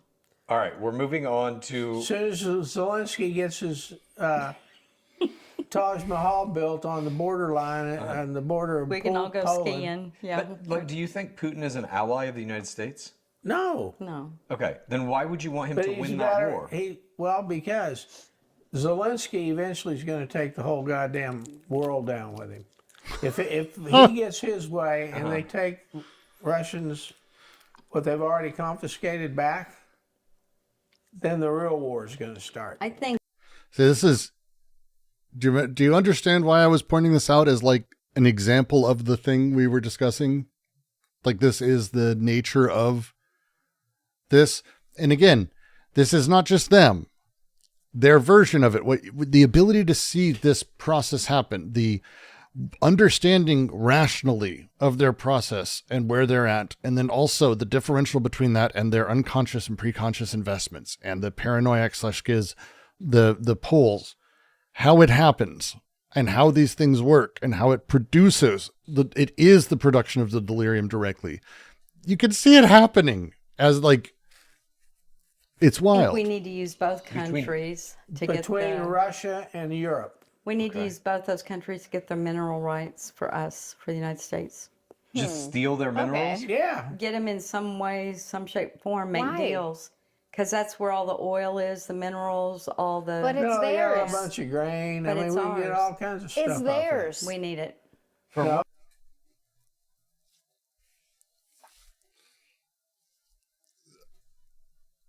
I just could watch this for fucking hours.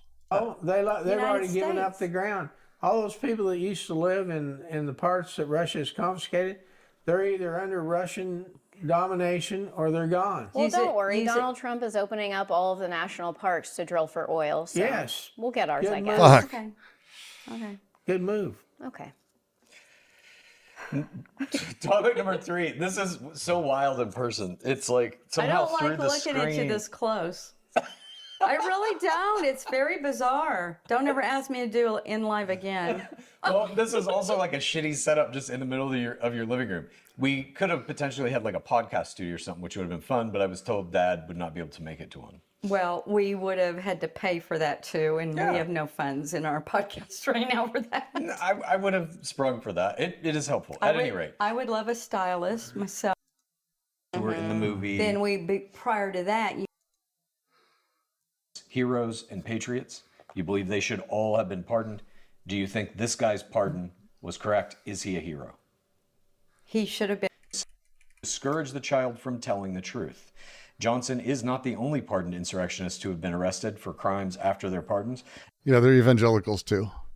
Yeah. It's just one of those things where it's like the process of how these people come together and how they see things and what they see is, to me, it's really important as we talk about these things to go, how the process of a person getting to this position happens. We know, it's like lack of education, lack of worldly travel. Like we can give all of these molar large scale things, but fundamentally the process of how they become invested in these things, that's the deal. And at all of these, by the way, Welcome to the necessary. Every one of these is fascinating. And the dad is like a genuine fucking lunatic. Genuinely lunatic.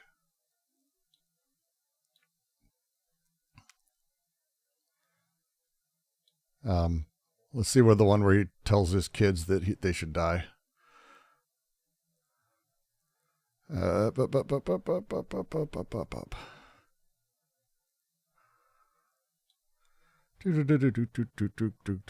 second.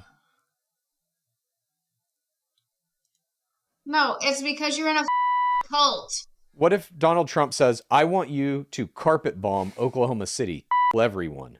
You think the Air Force should carry that out? Yes. There might be a reason. We don't know.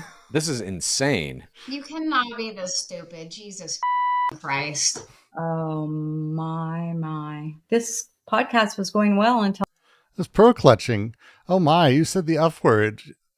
We just said that it was okay to carpet bomb a city, but you might have sworn. I adore it. That. You just said it's cool if he levels Oklahoma. You're like, yeah, it. There must be a reason. Like, you literally can't be that dumb. You know what the problem is? Mom and I don't believe he'll ever blow up Oklahoma because we're on his side and so's the whole state. No, it's because you're in a cult. You guys are worried and afraid because you live in a state where it might happen. Okay, let's theoretically say that does happen. Let's say Trump sends in the Marines to Los Angeles, California, and let's say I'm out going to see a movie on a weekend, and he says, go into that shopping mall. Under a truck. Quiet piggy. He says, go into that shopping mall and kill everyone you see. And let's say I get gunned down by the Marines for just being at a mall. Okay, number one, let's just take it one Dad, step wait a minute. further. Mom, wait 1 second. Dad, hang on, Mom. Dad, you just said you are for Donald Trump murdering me for no reason, and you would support that. If he walks into a mall to people with military, there has to be a reason. There's a reason, and I'm all for it. And the people in Los Angeles, California, are as deserving of execution as the assholes in New York City. You're all communists. No, it's because you're in a cult. What if it's him telling his kids he should kill him? Oh, and he has a fixed curl, the mustache. I grew up with a friend who had that fixed. So this is scar tissue, won't grow a mustache. I find it fascinating. I find this just endlessly fascinating. And it's one of those things that's like, good Christ, you know? So yeah, he just told his kids, if it killed you, it says you deserve it. And you in California, all of you communists, like he just flatly just said you are for Donald Trump murdering me for no reason, and you would support that. If he walks into a mall to people with military, there has to be a reason. There's a reason, and I'm all for it. And the people in Los Angeles, California, are as deserving of execution as the assholes in New York City. You're all communists. No. Yep. That's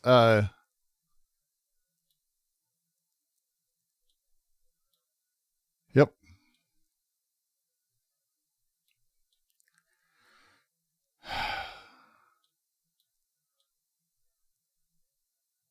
It's It's a lot.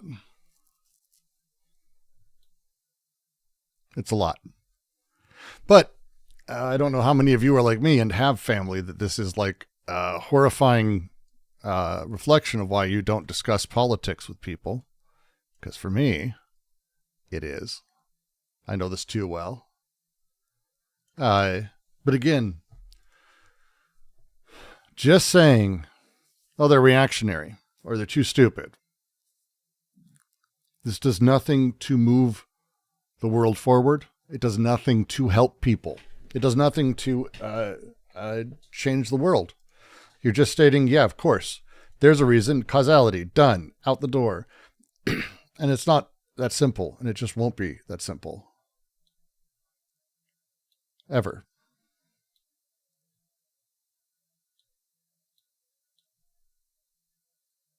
Just never that. Yeah, it's a lot. It's a lot.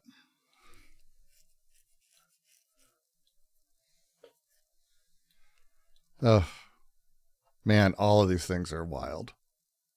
This was the one that, what do you think fascism is?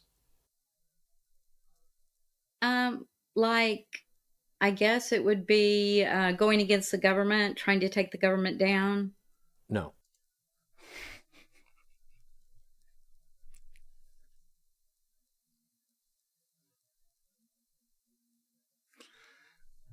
Yes, there's brain rot, but that answer comes specifically out of the things we're talking about today. Fascism is a government that says any dissent against us will be met with death, imprisonment. Mm-hmm. Hitler, for example, was a fascist. Right. Mussolini was a fascist. Right. In World War II, those are the people that the United States was fighting against. Their way or the highway, yeah. Okay, so if you're anti-fascism, you're anti-Hitler, anti-Mussolini, anti-authoritarian governments trying to squash the regular citizen to get rid of freedom of speech, to get rid of freedom of the press, all the things Trump is trying to do. But they are not, because they are terrorists. Okay, this is how fascist governments work. They say any opposition to us is a terrorist movement and we must meet it with force, potentially military force. That's why he's trying to militarize all of our cities. Trump is fascist. That's why he's saying anyone who is anti-fascist should be jailed or... I hear what you're saying, but that's not what Antifa is. It literally is anti-fascist. That's where the word comes from. What do you think? The other one that's great is the dad saying that Mussolini wasn't fascist, which is magic. Just fucking magic. I love it. I love it. I love it. I love it.